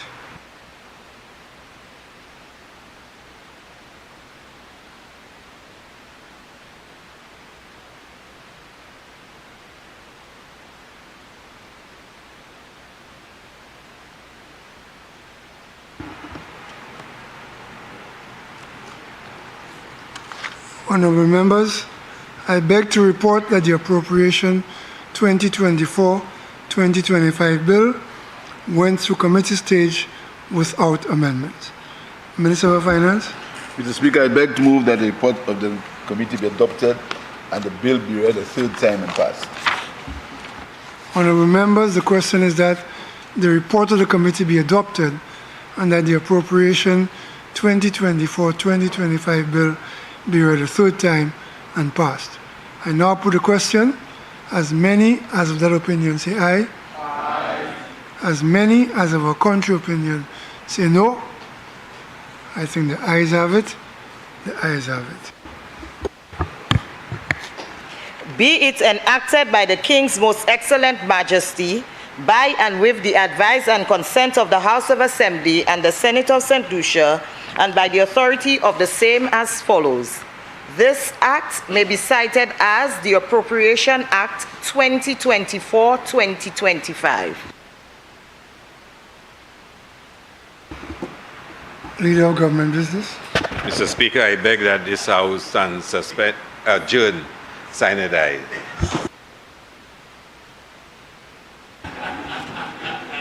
Honourable members, the question is that this House stand adjourned sine die.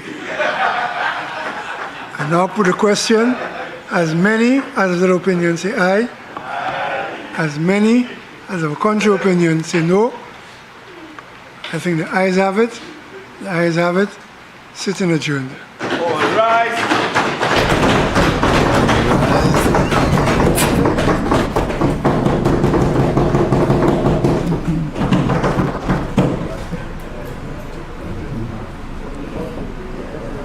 Eh bien, nous venons au bout de session dans ce débat qui est consiste pour l'année débat à ce budget qui est présenté par le Premier ministre honorable Philippe Jude. Ça c'est pour l'année 2024, pour 2025 en valeur 1,889 billion dollars. Avec un débat comme dit, c'était présenté par le Premier ministre avec chaque membre gouvernement qui a fait le Parlement, même Parlement, qui pour parler, dit ça, il a parlé particulièrement à ce ministère avec aussi loi, ça il a fait policy qui a gouverné, puisque comme nous avons dit en commencement, le budget a présenté un débat. Premièrement, avant 31 mars, avant l'année à bout, la loi a dit qu'il faut présenter comme pour finir l'année, puis qu'à bout 31 mars. Avec ça, c'est là qu'il a présenté l'IMO, associé différents projets, avec enfin estimation. C'est comme ça qu'il a créé. Après ça, comme il fait à présent, c'est le gouvernement, le Premier ministre qui a présenté ça, il a créé policy. Ça, c'est raison avec à pousser différents policies gouvernement. Et chaque membre gouvernement, particulièrement, c'est le ministre gouvernement qui a une responsabilité pour gouverner le ministère, ça qu'a fait. Il y a pour bailler cette explanation à ces différents projets avec sa capacité de gouvernement. Je dis à nous, finissement débat ça là, côté en tout, nous avons dit, c'est 14, 16, regardez bien, regardez exactement, c'est oui. Le Premier ministre a fait 16e monde qui parlait en débat. Avec 16e nan, nous avons dit le Premier ministre fini, ça nous a créé un rebuttal. Ça veut dire qu'il est pour fermer un débat avec Baye, des cas répondre à ça qui parlait. En commencement, je dis comme normalement en Virgin, nous avons un rebuttal là, et bien les cas fini et bien la réponse. C'est plutôt à ça opposition dit. Avec moi, comme la partie de l'opposition, il parle de écoute, mais il passe comme ça, il prend un chaitin pour parler à ce côté gouvernement lié à présent avec il critique l'opposition en pile pour pas qu'à aider supporter progrès avec accomplissement gouvernement ça là avec il dit comme que en chai ça il capable au frontière premier ministre il dit il a détruit qui parole qui allait l'autre pays côté pour empêcher gouvernement et bien pour critiquer pour le gouvernement Virgin? Yes. In fact, a lot of his wrap up focused on that, particularly one issue that was brought up, and he took some time. He spent some time on it, and even some of the other ministers made mention of it, which is an issue right now in the news, and that concerns the CIP program, Citizenship by Investment program. And the Prime Minister was at ends explaining his country's position in not signing the memorandum of agreement. The Prime Minister belabored that this was the right thing to do, since they had to honor contractual agreements that they had made with investors. You know, he said in principle his government is not opposed to the agreement of the other islands, but he said it was St. Lucia's time now to try to reap the benefits of the Citizenship by Investment program, like some of the other islands had done prior. They had housing, airports, you know, etc. And he's schools and go ahead. Sure. Pour ajouter à ça, Premier ministre, il y en a qui fait pas casser agrément ça là qui voulait aussi l'indi CIP c'est plus qui il peut en cause gouvernement c'est mon amener le gouvernement l'audience. Yes, absolutely, because this is what he's saying. Some agreements have already been signed, and the right thing to do is that you honor those contracted agreements. He had even gone into lengths to explain that even the CIP, actually the investment threshold was lowered, not by the government, but by the previous government, and all they did was to go ahead with that.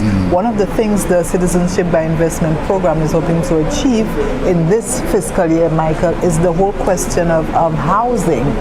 You know, there was a big thrust in this address that the government will expand, you know, residential houses. He spoke about the 100% loan guarantee for housing, you know, particularly for civil servants, you know, that is also, apart from Citizenship by Investment that would finance some of the housing thing, there was a loan from Taiwan of $20 million that was put into the St. Lucia Development Bank that would be able to support the expansion of home ownership in St. Lucia. So he spent a lot of time. The other thing I wanted to talk about, and maybe you could join in as we do that, he spoke on the philosophy of the St. Lucia Labour Party. You know, the party being the history of a workers' party. He invoked the name and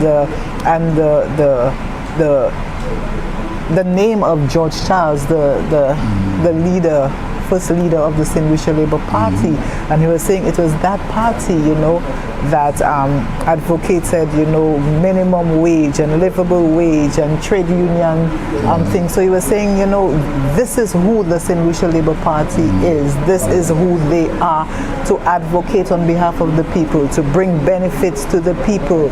He spoke about, you know, they were the ones who created universal secondary education, universal primary education, and look now they're implementing the first university graduate per household, and he kept repeating, this is who they are, this is what the philosophy of the St. Lucia Labour Party stands for, and as a government this is what they would do. You could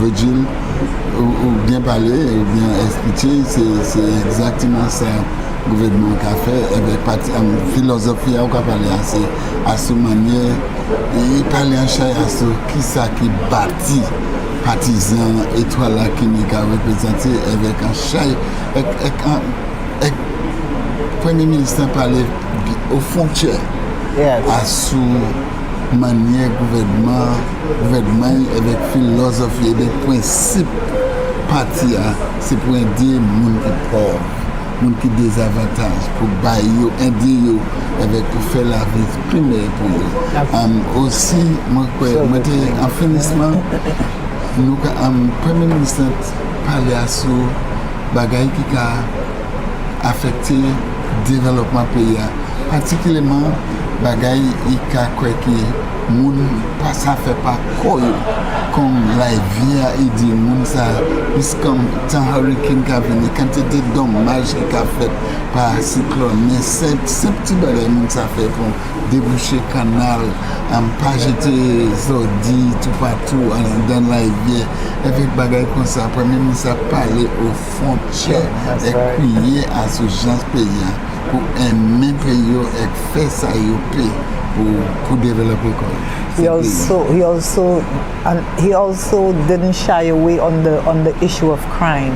Like most of the other members who made a contribution, the Prime Minister said, and most of them acknowledged, yes, there is a crime problem, yes, there is a homicide problem. He said the strategy of his government was twofold. First, to engage the young people, get employed, in various activities, get employed in some economic activities. In other words, make use of your talent. And the other part was giving the police all that they need to fight crime. He called on the people to show humanity to each other, live their humanity, to love one another and help build this country. He said his government is committed, his government is focused on bringing this country forward. He showed slides on the progress of some of the major projects, particularly the St. Jude's project, and it was a detailed thing. Once again, it was a budget that touched every sector, and almost every group in this society, like the member for Viewfort South said, it is a budget that touched every life, but even more so will transform the lives of the people that it would touch, from pensioners to preschool owners to farmers to the police, to every sector, to young people. The creative industries would be given, farmers, agriculture, the expansion of tourism, Michael. It was a budget for everyone.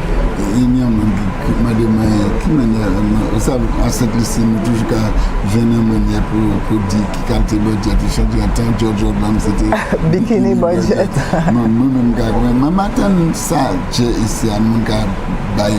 Certain nom pour budget, mais moi-même c'est un budget hamper. A hamper budget for a little for everybody. Nice. Eh bien, Virgil, nos vidéos bouclées, l'année, c'est même là, il va parler toujours en constitution, mais il semble tout le monde aller avec, il semble tout le monde qui a préparé pour le Premier ministre dit, un grand festin jazz qui a commencé semaine prochaine avec mon gagné un bon petit temps. So, et puis, ma place absolument pour fermer, qu'on nous a dit, avant nous d'aider pour sortir un cahier concert, un nom. Techniciens, nous, on pas appelé l'homme, tous ces techniciens qui travaillent ici, tous ces travailleurs GIS là, avec tout le monde ensemble qui menait un programme de la fait, où est exactement ça qui a passé. Nous avons dit merci, Virgin. Yes, thank you so much for staying with us.